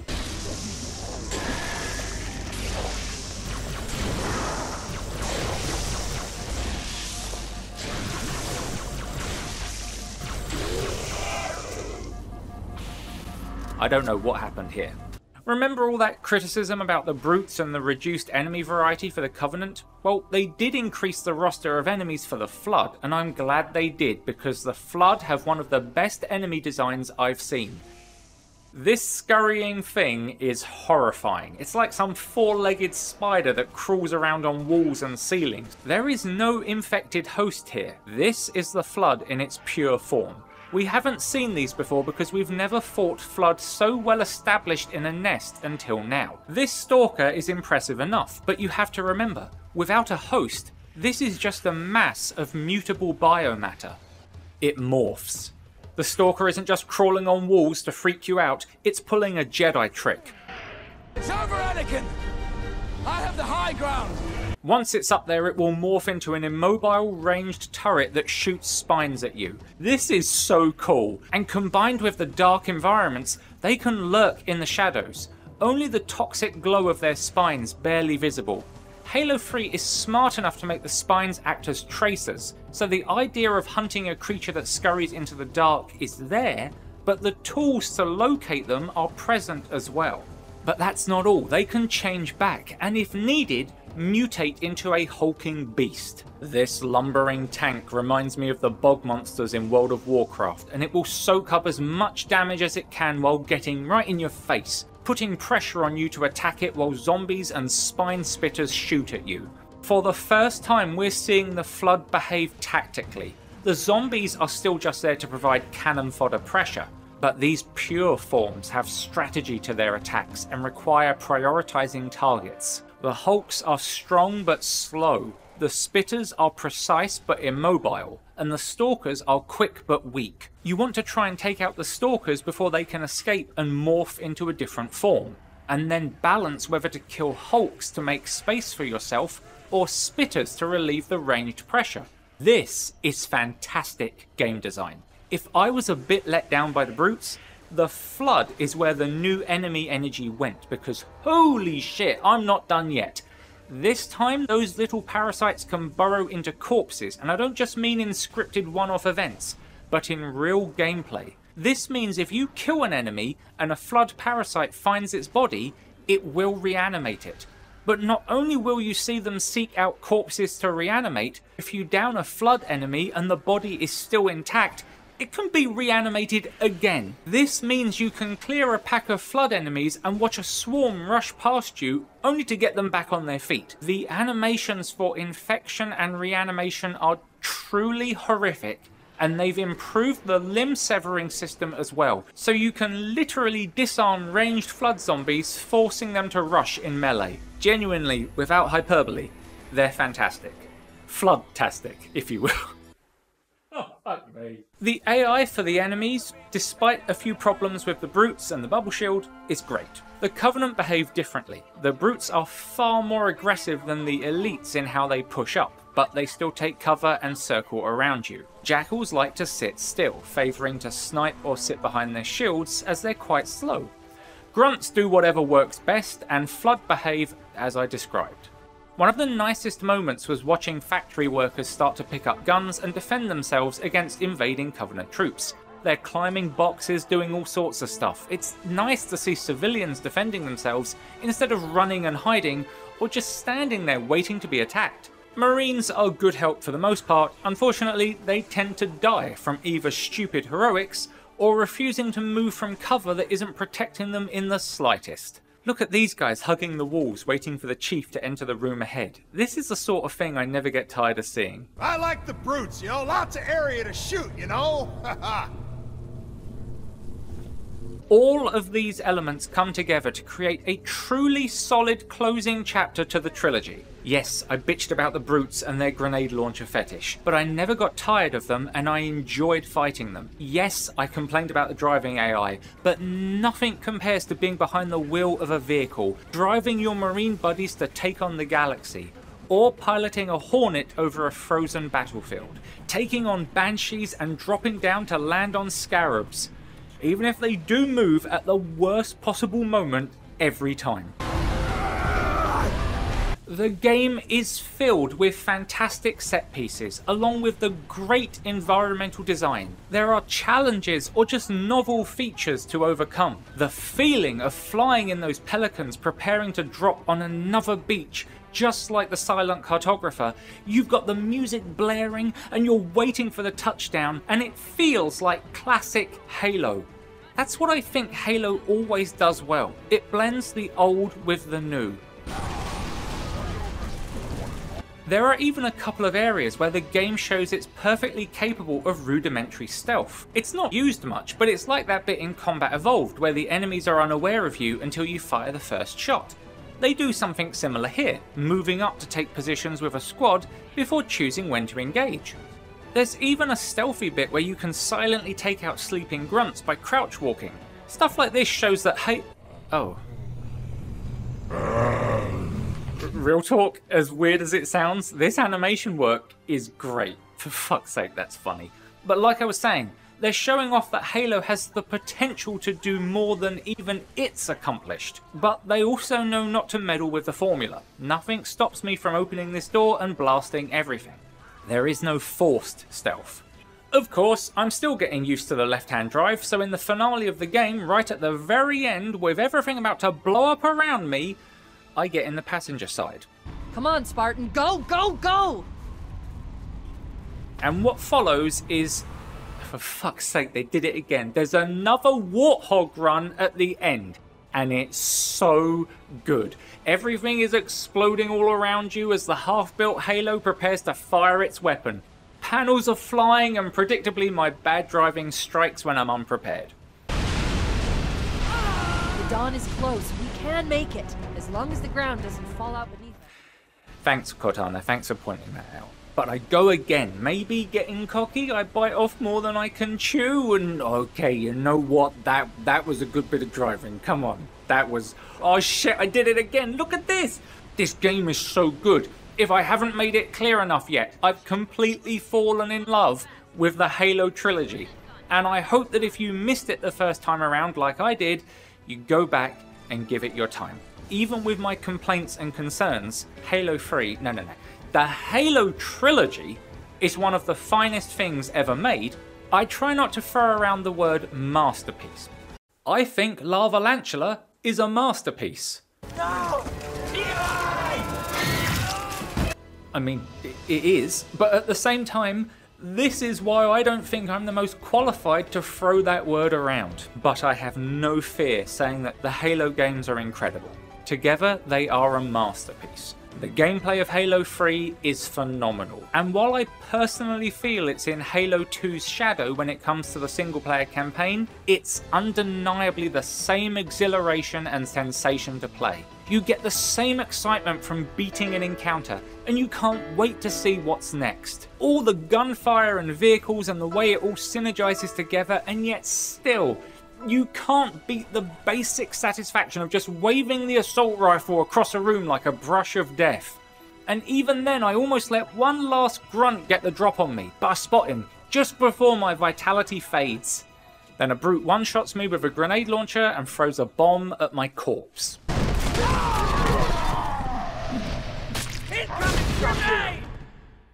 Amazing.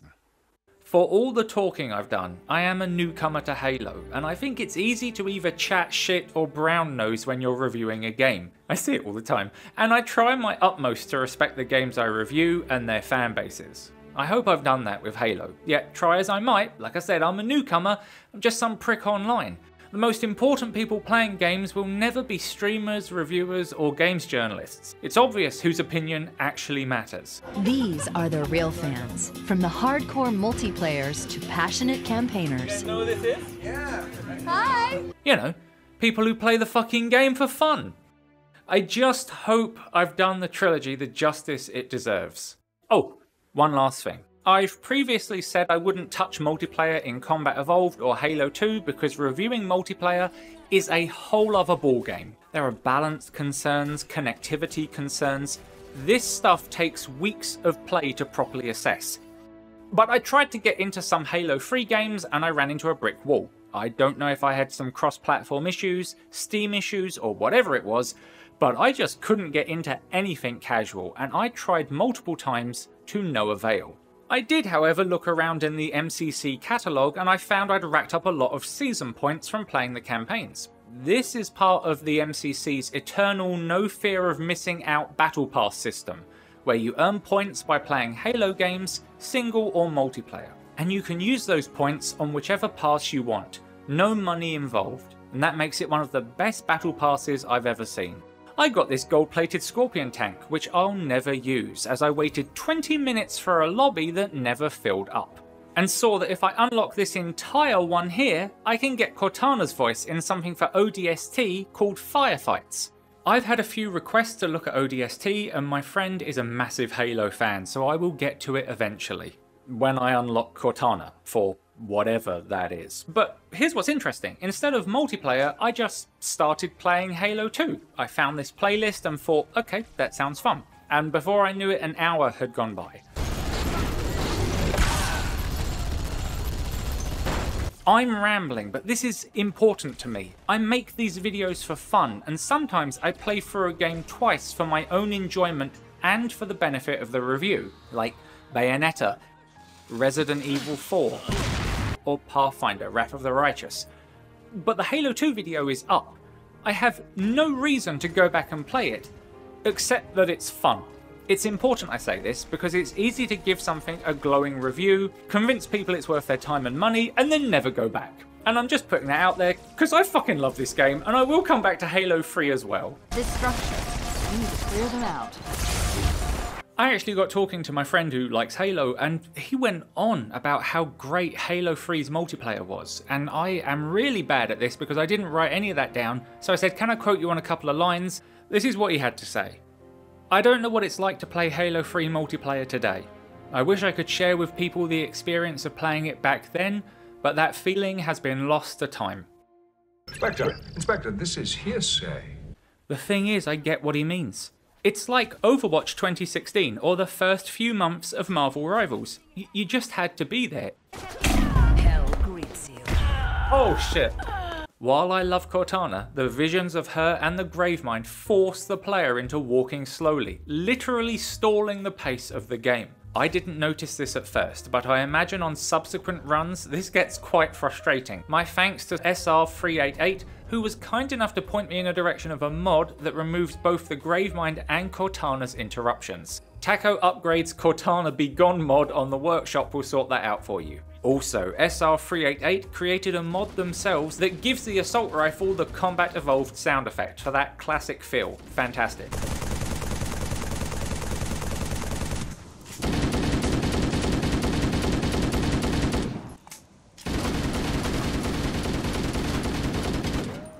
You can find links to these mods down below, and the Saul Goodman one, which is exceptionally loud for some reason.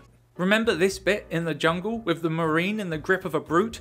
This is reminiscent of the Believe advertising campaign where a brute grips hold of the chief and lifts him into the air.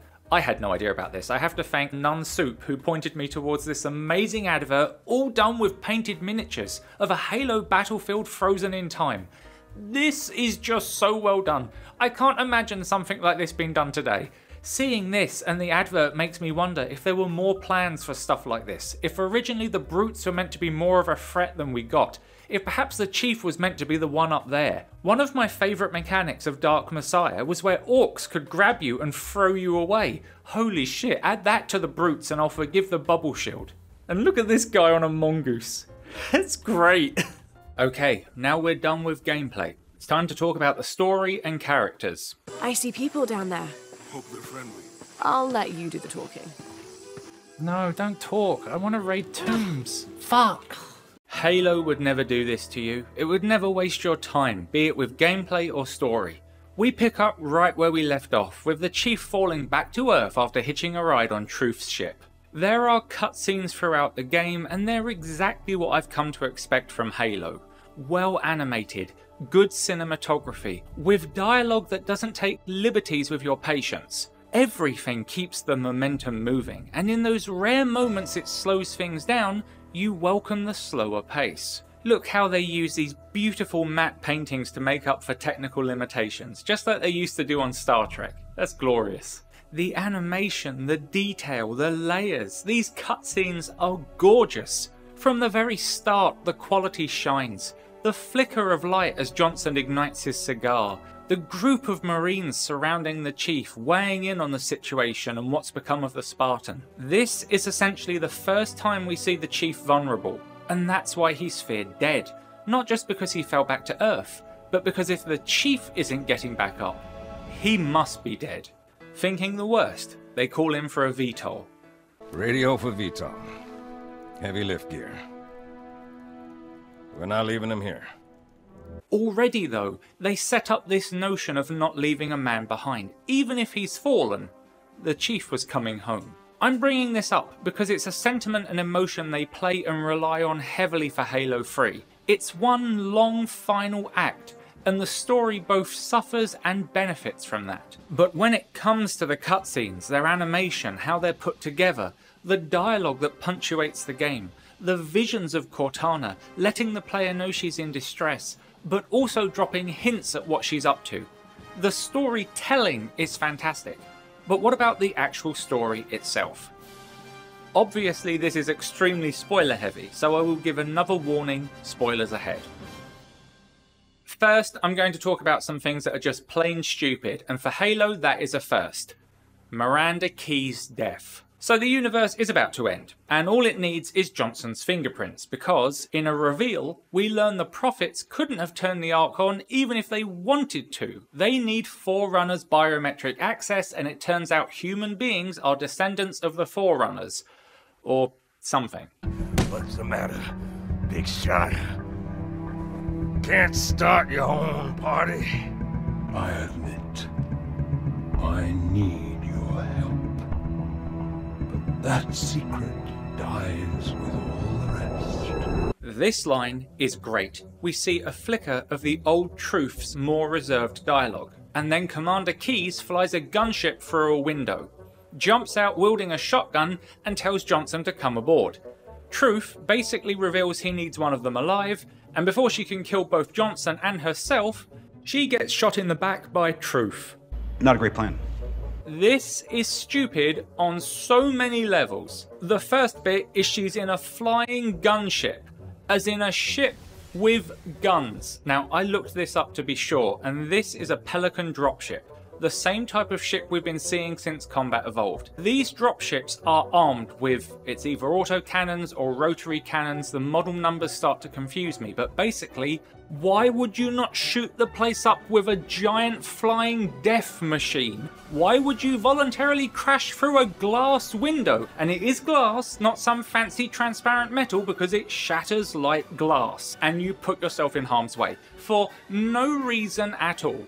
Why not shoot the brutes through the window, causing all the brutes to look in your direction and giving Johnson the chance he needs to overpower Truth, or maybe take a weapon and start firing? Also, how did she plan to fly the Pelican out of there? That's some real confidence in your piloting ability after that landing job, I gotta say. Dude, they even got this right on Star Trek. A show about sitting around a table talking did this better. So that bit is dumb. To war is dumb.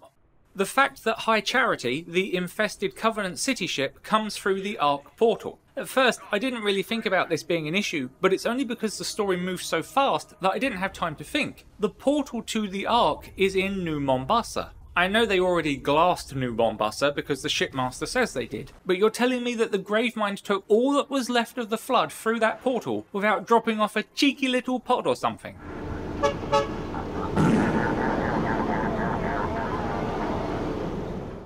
It is never really explained how the Chief is receiving visions of Cortana. It's implied heavily though that the visions are actually from the Gravemind. These visions served two purposes: to alleviate the fact that she's not present at all for most of the game, and to make the player feel like she's in some sort of peril and needs rescuing because the visions are distorted. This is one nitpick I don't care about. It's a storytelling mechanic, and yes, I would have liked an explanation as to why Cortana and then later the Gravemind can chat to the Chief through his brain, but I can live with the fact that it's a mechanic to tell a story. The reason these things stand out is because up until Halo 3, there was nothing really dumb about the story. Halo Combat Evolved was simple. Halo 2 was surprisingly complex for what it was. At no point did I think, well, that's stupid. This changed with Halo 3. To war. It's not all bad though. There's this phenomenal series of events about halfway through the game where we recover a message left for us by Cortana. It seems she might be responsible for the flood vessel that crashed in Mombasa just to get this message through to us. Here we also find the guilty Spark, who we might assume has been recruited by Cortana. As we escape the flood vessel, we pan to reveal elite ships coating the surface of Mombasa with plasma fire. There's a little bickering between the humans and the elites, first over who should attempt to repair the data hologram, and then over the elites' glassing of the surface. You barely survived a small contamination. And you, shipmaster, just glassed half a continent. Maybe the flood isn't all I should be worried about. One single flood spore can destroy a species.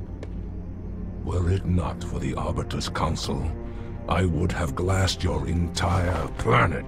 That's it. Freeze program. What do you think? It's better. They seem more real. Yes, and all I had to do was add a little petty bickering and mutual loathing. As the hologram is repaired, we see the message from Cortana. She's suffering, but she's got a solution to stop the flood once and for all. On the other side, there's a solution, a way to stop the flood. Sir, with respect, Cortana has a solution. Cortana? Did you see her condition? How damaged she is? She could be corrupted for all we know. Her solution could be a flood trap. We should go through the portal. Find out for sure. No.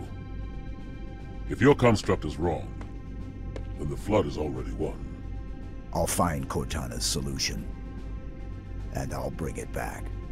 Earth is all we have left. You trust Cortana that much? Sir. Yes, sir. This is either the best decision you've ever made or the worst. Hell of it is, Chief.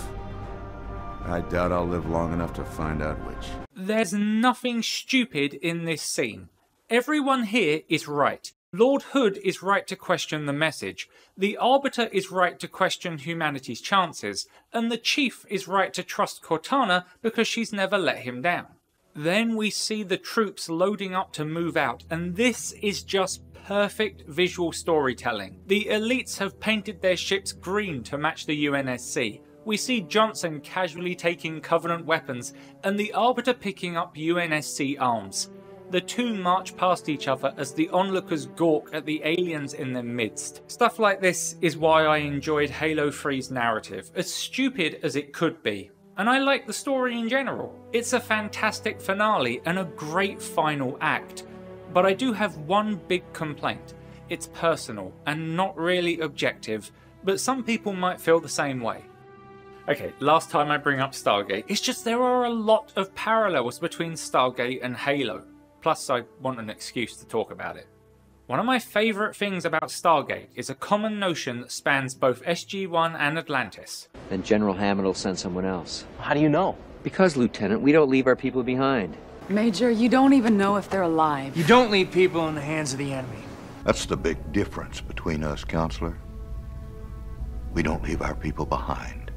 Halo 3 tackles the end of the Flood, the end of the Covenant as we know it, the death of the Prophets, the start of a new chapter for the Sangili, and perhaps for humanity. And to me, all of that is secondary. Sure, it's important, but not as important as the Chief's promise. Where is she, Chief? Where's Cortana? Don't make a girl a promise if you know you can't keep it. She stayed behind. The Prophet is dead, and the Gravemind, now poised to hold control over the Ark, is preparing to consume all life in the galaxy. His stomach's gonna know it after that one. Fortunately, by some amazing coincidence, there just happens to be one last Halo here, on the Ark. In classic superweapon style, it's not actually finished, and yet, it will still fire. So, the plan is simple. Venture into the heart of the Flood, the Lion's Den, and make good on your promise. And when you do get there, when you overcome everything thrown at you by the Covenant, by the Gravemind, when you're standing in the deepest, darkest bowels of the Hive, within the all too familiar circular room of High Charity, and that damn blue smile flickers into existence. You know me. When I make a promise. You keep it. I do know how to pick 'em. This is what I was waiting for the whole game, and it's so satisfying from a story perspective. It brings some threads from Combat Evolved back in, that wonderful concept of poetry Halo loves so much. Not only are we using the key Cortana saved from the first game, we're once again standing inside a Halo, only this time we're not here to stop it. We're here to turn it on. It's like poetry, it's sort of they rhyme. And yet, it's also my absolute biggest gripe about Halo 3. The absence of Cortana. I get why she's absent, and I think Halo 2's ending was perfection. I also understand the desire to make rescuing Cortana as much an end goal as saving the galaxy. Pop to the edge of the universe, save your AI girlfriend, bust a galaxy-wide threat, and then have a nice sit down. Most guys would agree that's a fantastic Tuesday.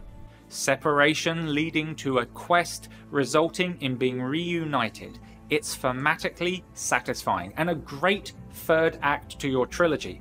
But this isn't a movie where she's absent for half an hour, it's an 8-hour video game. Or 14 hours if you play as poorly as me. and as the hours go by, you really feel she's not there. It's only amplified further by the dialogue when you do rescue her. At one point, Cortana is giving directions and I wander off to explore. Where are you going?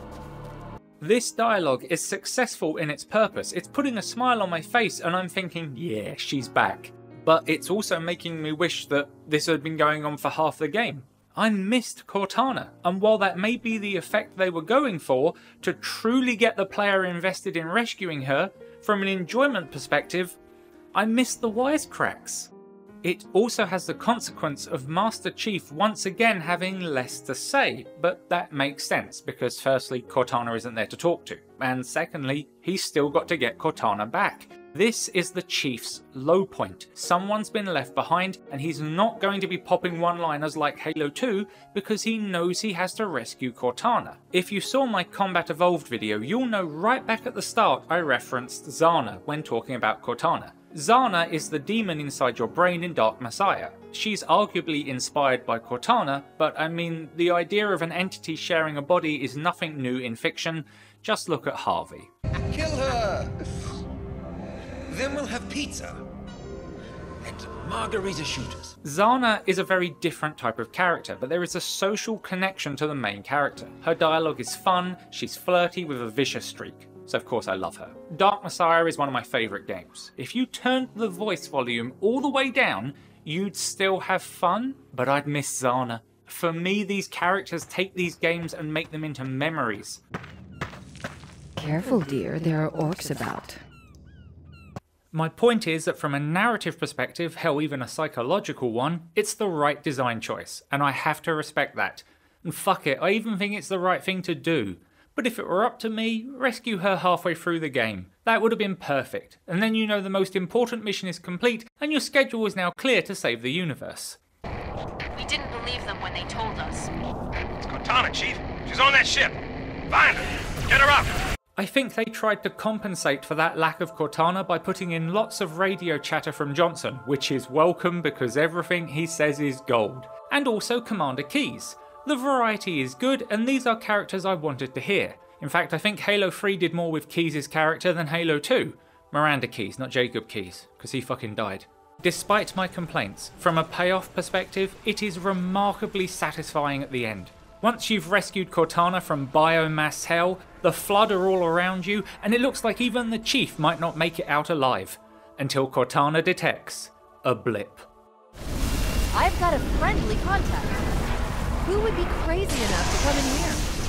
Oh, we know who that is, and the first time I see him, he's wielding a flamethrower taking on the Flood. The Arbiter has come back, unwilling to let you die alone. Look at this Chad. It's criminal we don't play as him in Halo 3. We escape in a Pelican, and it wouldn't be a Halo game unless the Chief crashed a ship. Halo. It's so new, unfinished. I'm not exactly sure what will happen when we fire it. We'll head for the portal, and we'll all go home. This is what I'm talking about. This is such a simple line, and yet, man, I'm gushing. I'm just gushing because no matter what my complaints are about this game, there is no part of me that doesn't love it. Flood dispersal pods. And then after that, you're running down one last corridor and the four most important people in Halo are there. Johnson, the Arbiter, the Chief, and at last, Cortana. Our mission is simple. Turn the Halo on to wipe out the Flood once and for all. And not everyone will make it out alive. This is such a beautiful shot. The colours, the eclipse effect. If we don't make it, we'll make it. It's been an honor serving with you, John. This moment is the culmination of 3 games of story, emotion, drama, and you can feel it all build up here because she's probably one of the few people who know his name. This may be the last chance she ever gets to say it or for him to hear it. That's why this is a moment that hits the player. The finale is just beautiful. The memorial against the sunset with Admiral Ron Perlman's speech about heroism and what the future holds.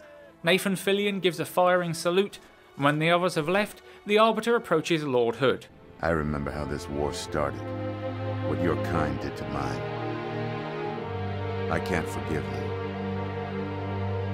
But you have my thanks for standing by him to the end. This moment feels so real. How could he possibly forgive him? And yet, for one sunset, they can shake hands. Hard to believe he's dead. Were it so easy?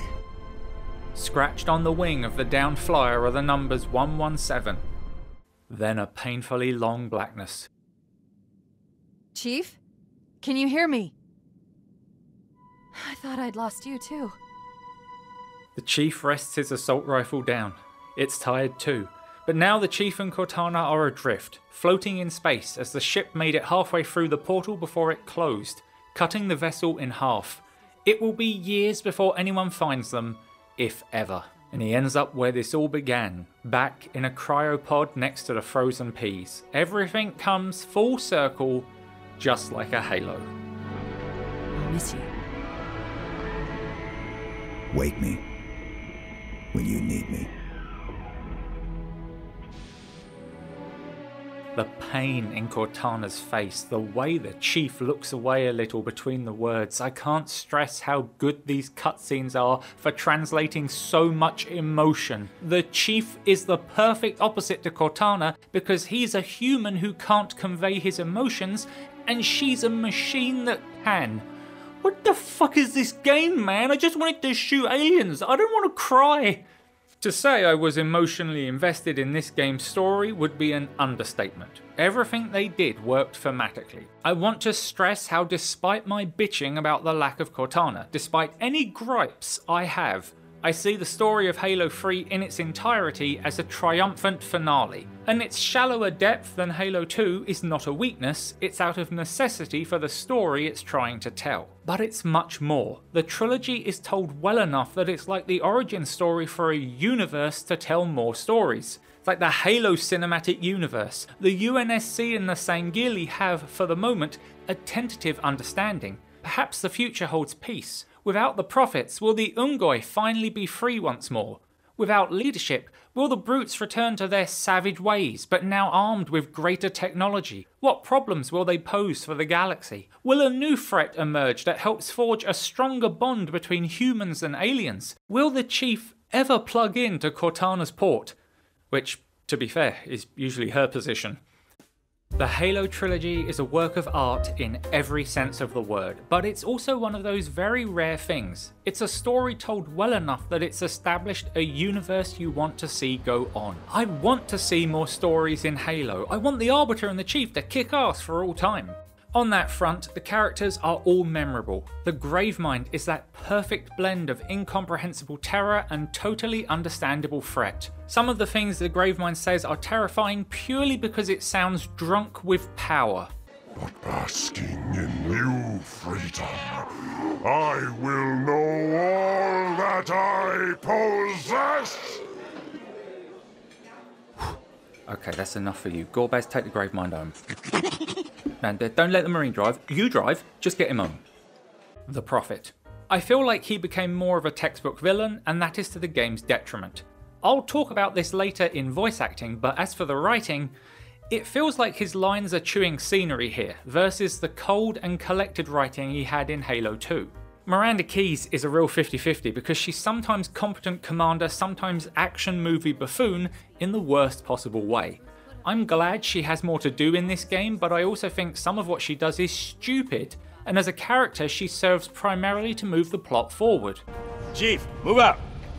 Sergeant Johnson's character is just fantastic. He went from comic relief to UNSC hero. He's brave, bold, and blunt enough to make even an alien see reason. I sense there's a certain level of discontent for the way he died in Halo 3, to the point where I've heard both he and Keyes were killed off because it was the last game in a trilogy. That's not really a good reason, and I'm not overjoyed by the way Johnson was taken down either. But his heroic death does give real weight to the ending of Halo 3, and I think this scene allowed the character a fantastic crescendo. I'm getting you out of here. No, you're not. No, don't let her go. ever let her go. Send me out with a bang.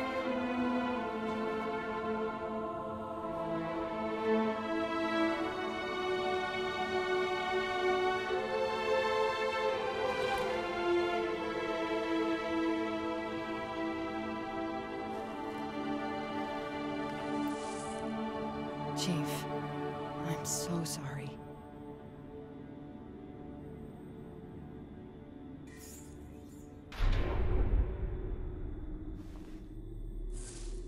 The Chief is a man of few words. He only speaks when he has something to say. His silence speaks volumes. He's less upbeat this outing, and it makes sense given the stakes he's fighting for. As a character, he's exactly what the game needs. Serious, forward-moving, with a hint of levity so you know there's a heart in there. His counterpart, Cortana, is largely absent, but when she's back, and I will always love this character. She is the brains to the brawn. Not to say the Chief is stupid, he's a tactician and a practical thinker. But Cortana takes care of the software issues, and as a player I felt the package was more complete when she was back. I've said it since Combat Evolved, these two characters are stronger together in every possible sense. Got an escape plan? Thought I'd try shooting my way out. Mix things up a little. Finally, the Arbiter. If I feel Cortana was done dirty by not being rescued halfway through, then the Arbiter had it even worse. Having him present in missions as an ally, yes, fantastic. And the scenes where him and the Chief are working together, oh, it's so fucking awesome and cliche. It's like the setup for an action sitcom. You look nice. Thank you.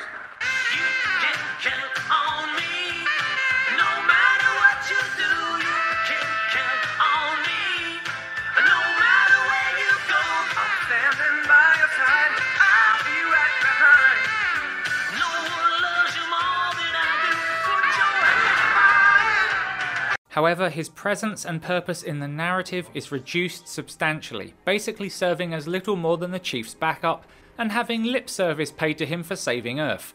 Thanks Arby, appreciate that one. The finale does set him up as having some sort of leadership role in his people's future, and that's good. I just feel he's underused for the most part, and while I get why, I'm like a broken record, I know, but this is one long act. Weirdly, I'd say it felt like Halo 2 Part 2. And there really isn't anything for him to do except kick ass and chew bubblegum. That's a little nod to They Live, because Keith David, the Arbiter. Okay.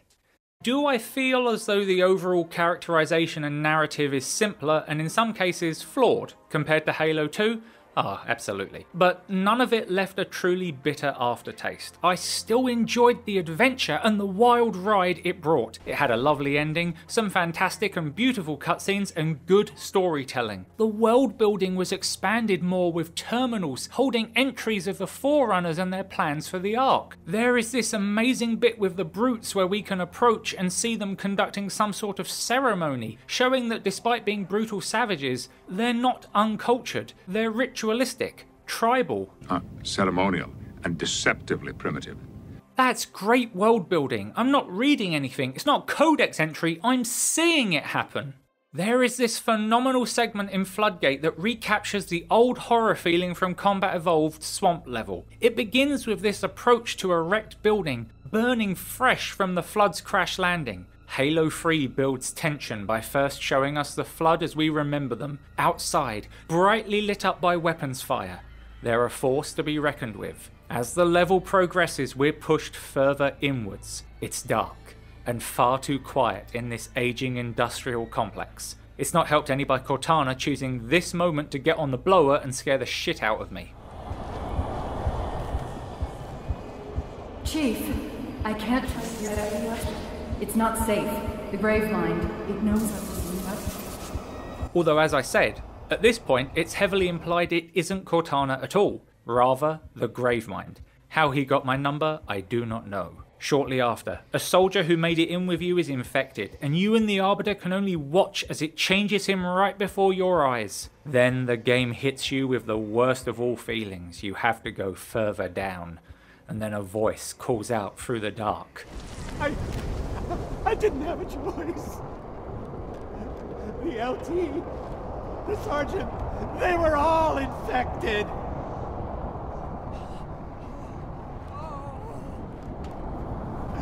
I could see it crawling, sliding around beneath their skin. This is reminiscent of the first game where the rambling Marine opens fire on you because he just watched his squad get dragged away and changed in front of him. But this is different. He's not scared by what's out there, he's horrified by what he's just done.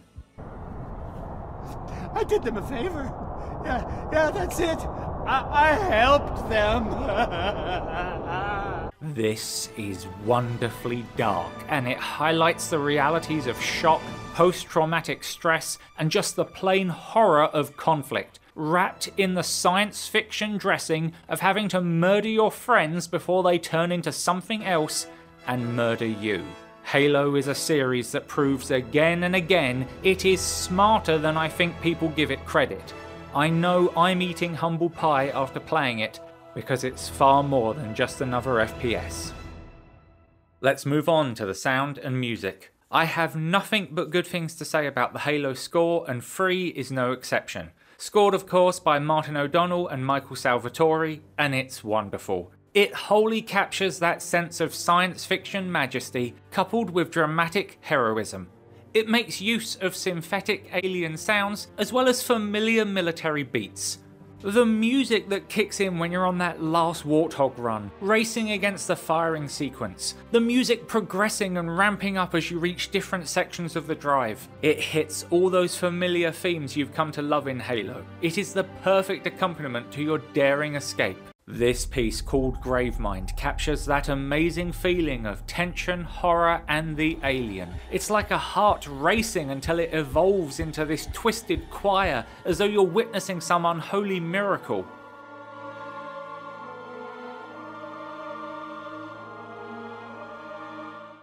Then there are tracks like The Greatest Journey that just cut you. This piece has that soaring sound that celebrates a life while sending it on.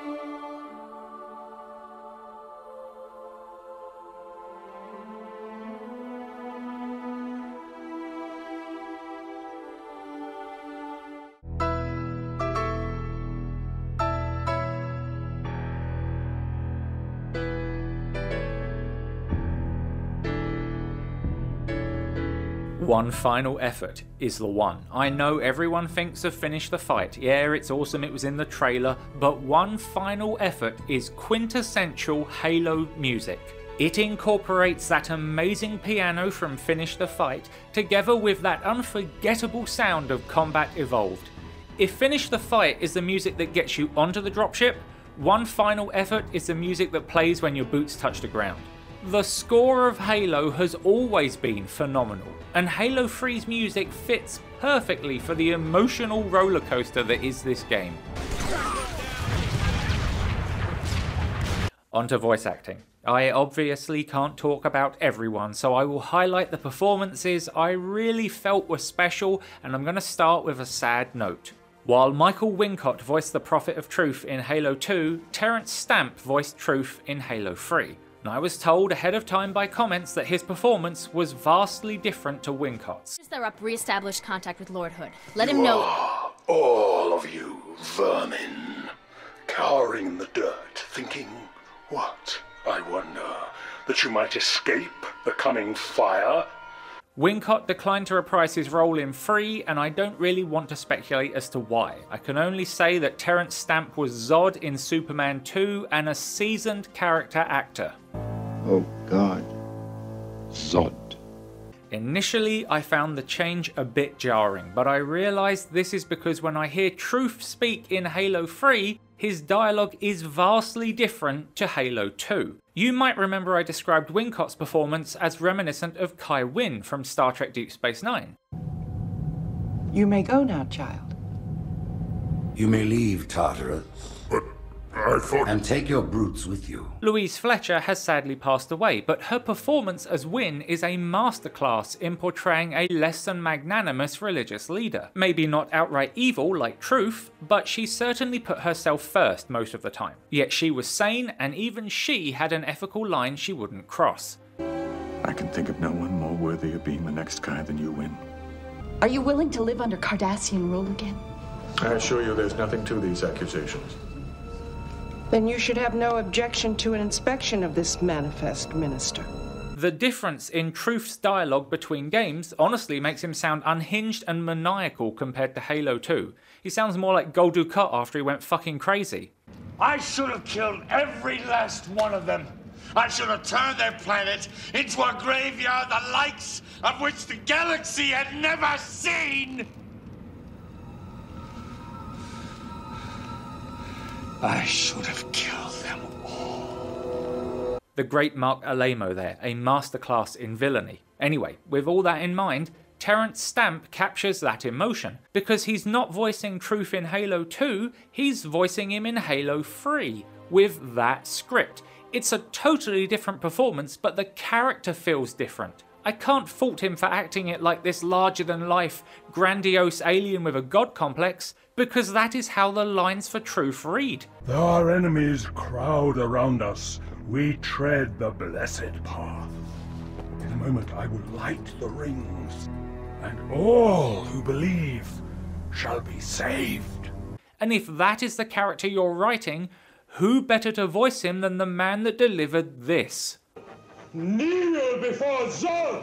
Stamp's performance is powerful and filled with emotion. He could have replicated Wincott, but he instead threw himself into the lines penned for Truth. So while the character left me underwhelmed in this game, Stamp's performance did not. I'm sad to say Terrence Stamp passed away on the 17th of August 2025, the day before I wrote this paragraph. All I can say is, whatever you may think of Truth, Stamp's performance will be heard forever. My faithful, stand firm. Though our enemies crowd around us, we tread the blessed path. In a moment, I will light the rings, and all who believe shall be saved. We're even, long as we're only counting today.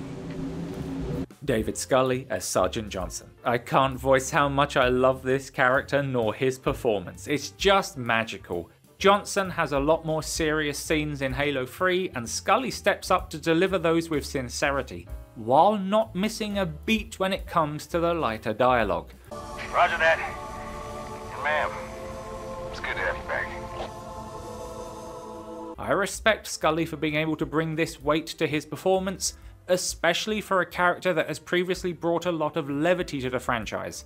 What a legend. Speaking of legends, Keith David returns as the Arbiter, and yeah, he had so much less to do, less character moments to play with, and yet still he delivers a memorable performance with the limited dialogue. He just is the Arbiter, there's no question about it. I am Truth, the voice of the Covenant. So, you must be silenced. He's bearing the weight of his people on his shoulders, and you can hear it. Just a fantastic performance. This criminal, he didn't have more to say.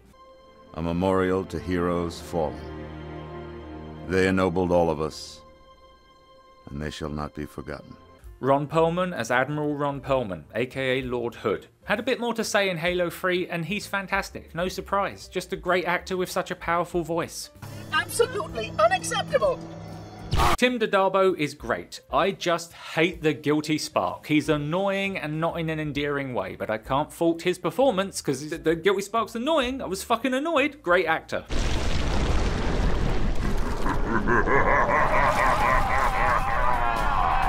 D. Bradley Baker as the Gravemind. I'd say the dialogue is a little more on the nose than Halo 2, but Baker's performance is fantastic.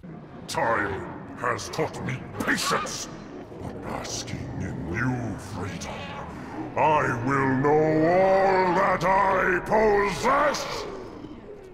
He just oozes eldritch horror, but with that unique gruffness, like the Flood's throat is struggling to produce a human voice.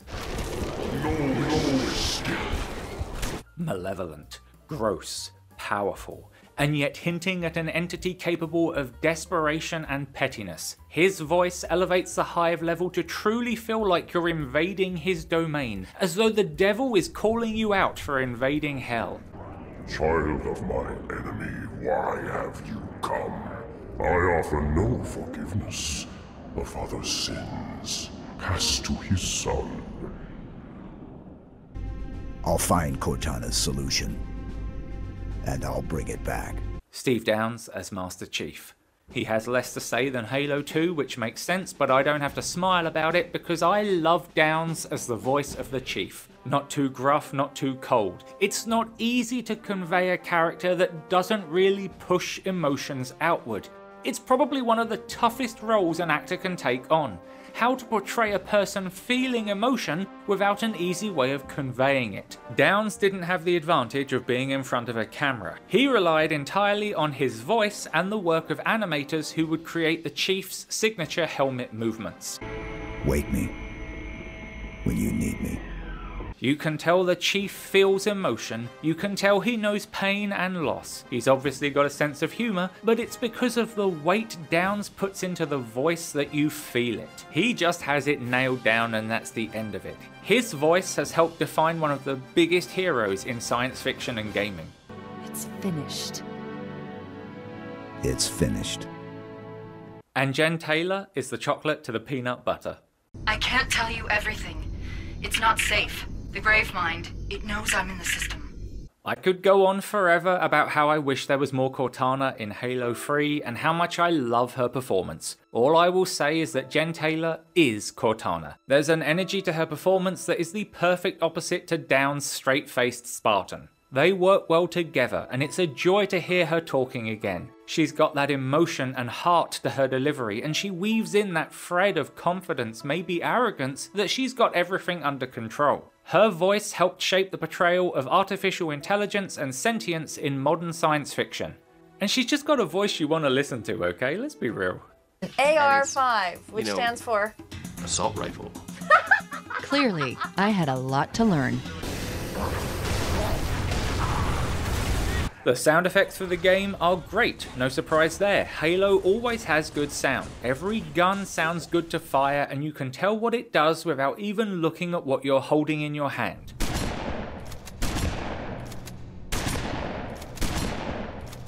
Kicking ass and taking names. Yeah, okay, easy one, shotgun. But listen to this.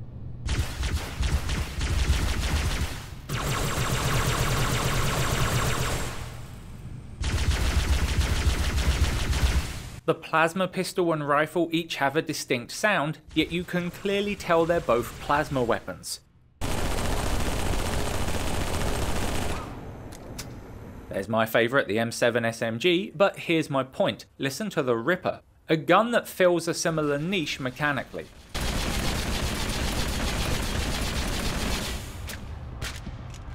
Different, slower to match the rate of fire, but it's got a similar punch to the M7.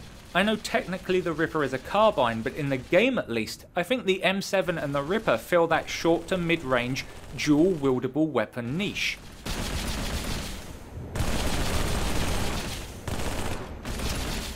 One sounds classically human, the other alien, yet both have that rapid-fire, punchy sound to them. You know when you hear it, even without the name or the icon popping up, what these weapons are good for. The reason a player will never confuse the M90 with the Mauler, even if they're not looking, is because they both sound like a shotgun, but the Mauler has that patented brute punch to it.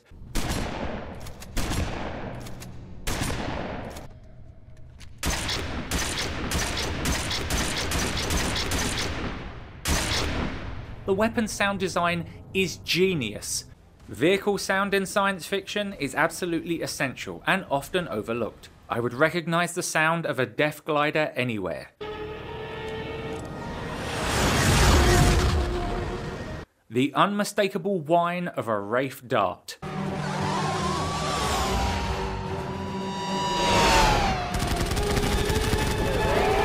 This is why I always make a big deal out of Halo's vehicles, because I recognise the difference in the Warthog versus the Mongoose.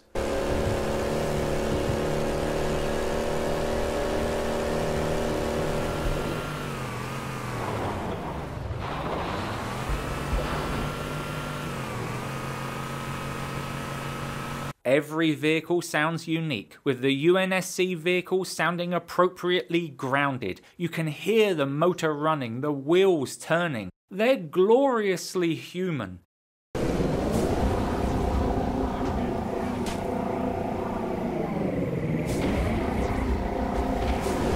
The elite vehicles whine with that advanced anti-grav technology, and the brute vehicles are either easy on the ears or a fucking cacophonous nightmare. The Scorpion sounds exactly like a tank should. I love them all.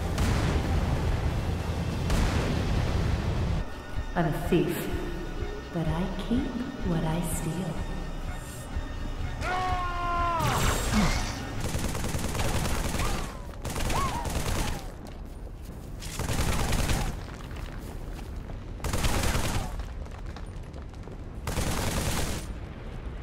All the other little active sounds, the grenades, the impact sounds, the enemies groaning and all their amazing battle dialogue is fantastic.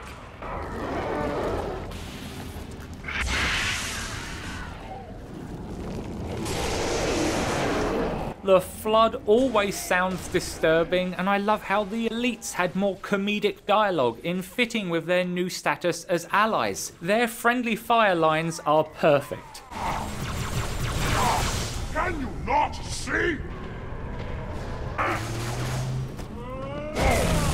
it because of reach?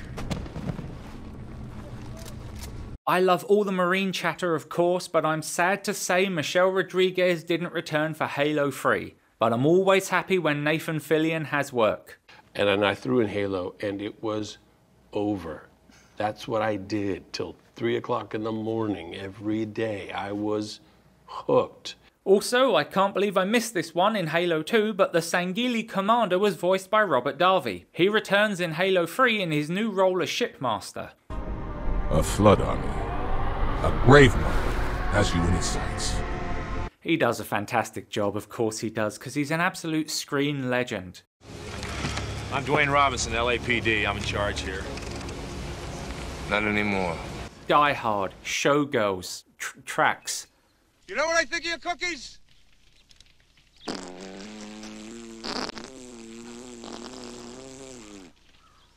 That's what I think of your cookies. And you guessed it, Stargate Atlantis as Acastus Collier, where he debuts in a two-part episode styled like Die Hard in space. The game's ambient sound is back on form, instantly transporting you to wherever the game wants you to be. The harsh winds of the Ark Desert.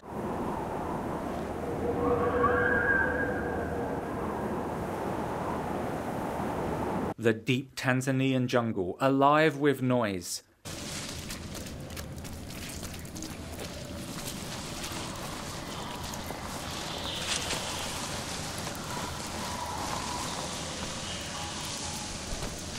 The ambience changes depending on the density of the jungle around you. That's amazing.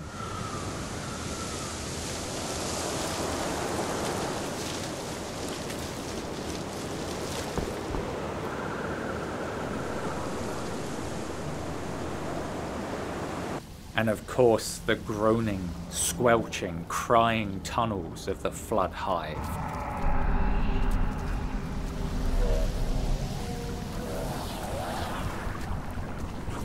The sound and music of Halo 3 is, predictably, outstanding.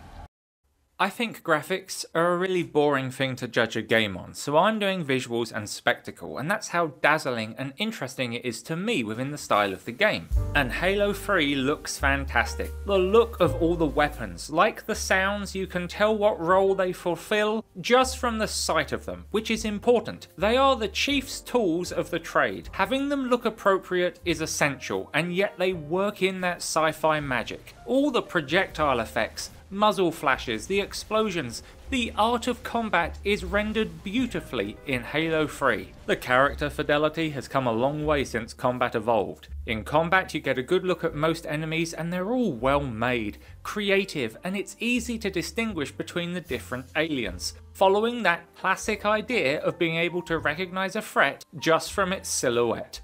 I miss the hairy brutes, but that's personal preference. I like Lola Bunny, but there's no furry agenda, I swear. I just think hairy aliens fit well with the Brute's culture. What I do love are the great facial animations in cutscenes, not just the humans but the Sangheili as well. Halo has always been stylistic with exaggerated proportions and purple hues, yet the environments are largely grounded. Forested areas, urban centres. They definitely tap into that sci-fi vein, but they're grounded in reality. However, there's usually something in every game that breaks that a little. Something to remind you that you're somewhere truly alien. In Combat Evolved, I'd say this was the swamp. Yeah, you were walking around Forerunner facilities and Covenant ships all day, but the swamp was so atmospheric and moody, visually it was different. In Halo 2, probably that amazing frozen landscape at night with chasms of glowing energy, it was such a treat visually. In Halo 3, it would be easy to say the Flood Hive is that level, where we're surrounded by biomass making up the nest of the Gravemind. And yes, that is gloriously gross, pulsing sacks of writhing parasites every step you take, weird tendons and strange formations. It's truly alien and just a joy to walk through.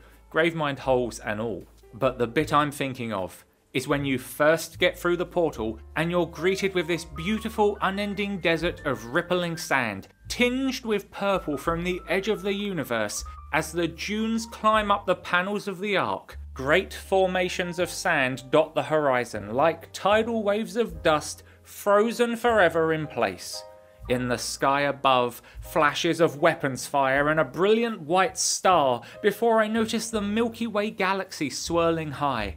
Across the ground are dead trees and strange crystal or salt deposits, leading into sandstone tunnels. Every part of this is Halo, and yet it's unlike anything I've seen before in these games. I don't even count the desert in Combat Evolved. This is totally different. I love this so much. Darth Vader would hate it here. I don't like sand. Hell, as much as my ass got a beating on Savo Highway, this overlook made it all worth it. The rest of the game is just as good, with obviously some levels looking less dazzling visually, but they're meant to. You can't compare an endless alien dune to this shipping and receiving bay, but the standards and quality used to render both are the same, and there just isn't a part of this game I think looks bad. I try not to judge technically unless there's a flaw in the visuals, and I didn't spot anything that would make me cry. The textures are all of good resolution and detail. The animations are made with care and love. Perhaps a bit too much care. Halo Combat Evolved puts Starfield to shame with its water effects.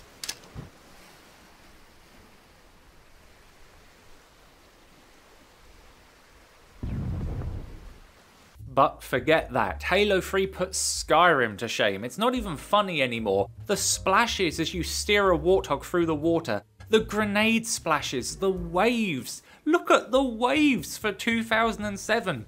Do you know the level of mod fuckery in EMBs I have to stack to get my water in Skyrim looking like this? Skyrim came out 4 years later, by the way. This isn't even mentioning all the breakables in the game, even ones you will probably never notice. Gosh, I haven't even mentioned the lighting. The amazing lighting they clearly put right after Halo 2. Look how it's used to create atmosphere in Floodgate. I did find some areas a little dark, and I've been informed it's an issue with the Master Chief Collection, setting low gamma by default, an issue that was present in Combat Evolved as well. For Halo 3, it didn't bother me at all until the Flood Hive level, where I just had to increase the gamma as I couldn't see jack shit. I can't see a damn thing! Ugh. Halo 3 is a visual treat, but I've been yapping for far too long. It's summary time, and I'm starting with the negatives because I want to end on a positive note. The game has the worst final boss fight in human history. Oh, can I use the Spartan laser again? Can I? Fuck off. Some strange changes for dual wielding and grenade throwing, at least for me on PC. I fixed it with key bindings, but this might be worse for console players. Too many bubble shields and brute shots, which marred my experience fighting the brutes, who were an otherwise quite fun adversary. These points are not enough to detract from the overall experience of Halo 3. It's an amazingly fun romp from the Earth through to the Ark, and I had fun throughout. Can I recommend Halo 3? Yes. Absolutely, but I would recommend working your way through the whole trilogy as they're all great games, and together, I meant it, I think it's a masterpiece trilogy. I love it so much that I wanted to do something a little extra. I'm not really the figure collecting kind of guy. Nothing wrong with it, just not my cup of tea. I'm more interested in making things and trying my hand at creative stuff. So in the words of Bayonetta. Now making them, well, that's another story.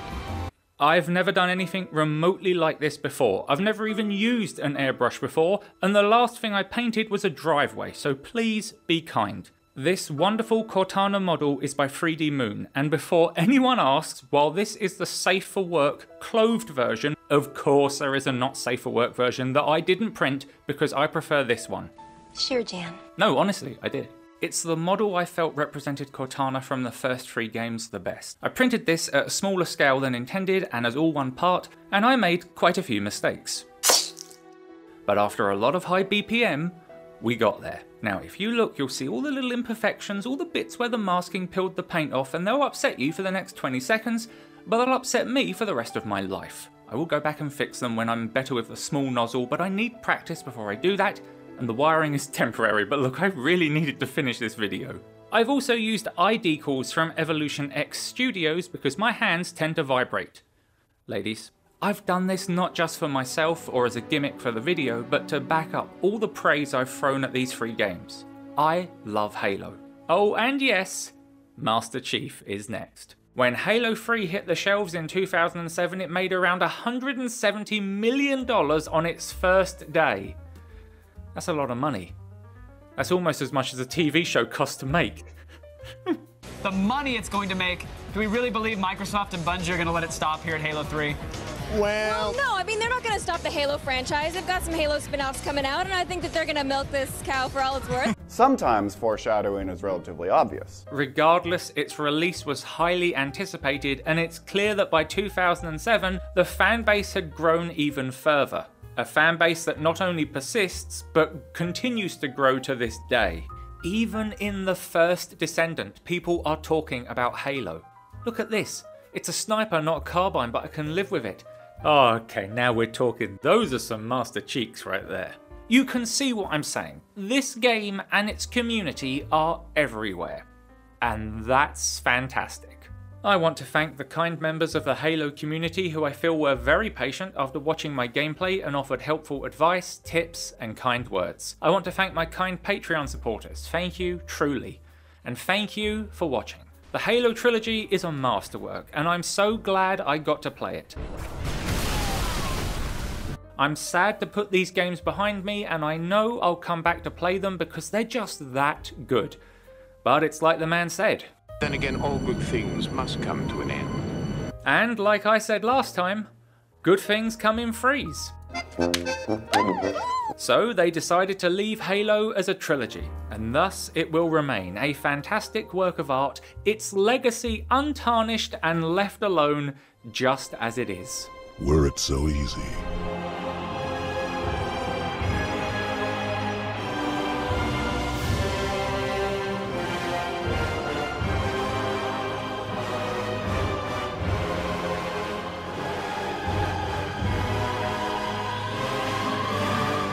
Times change. Wait a minute, hold up. God damn it! Oh, God damn it! And from just one expression, we all instantly know what Leon's thinking. Long time no see. Ada. Leon, you have to find some way to get inside.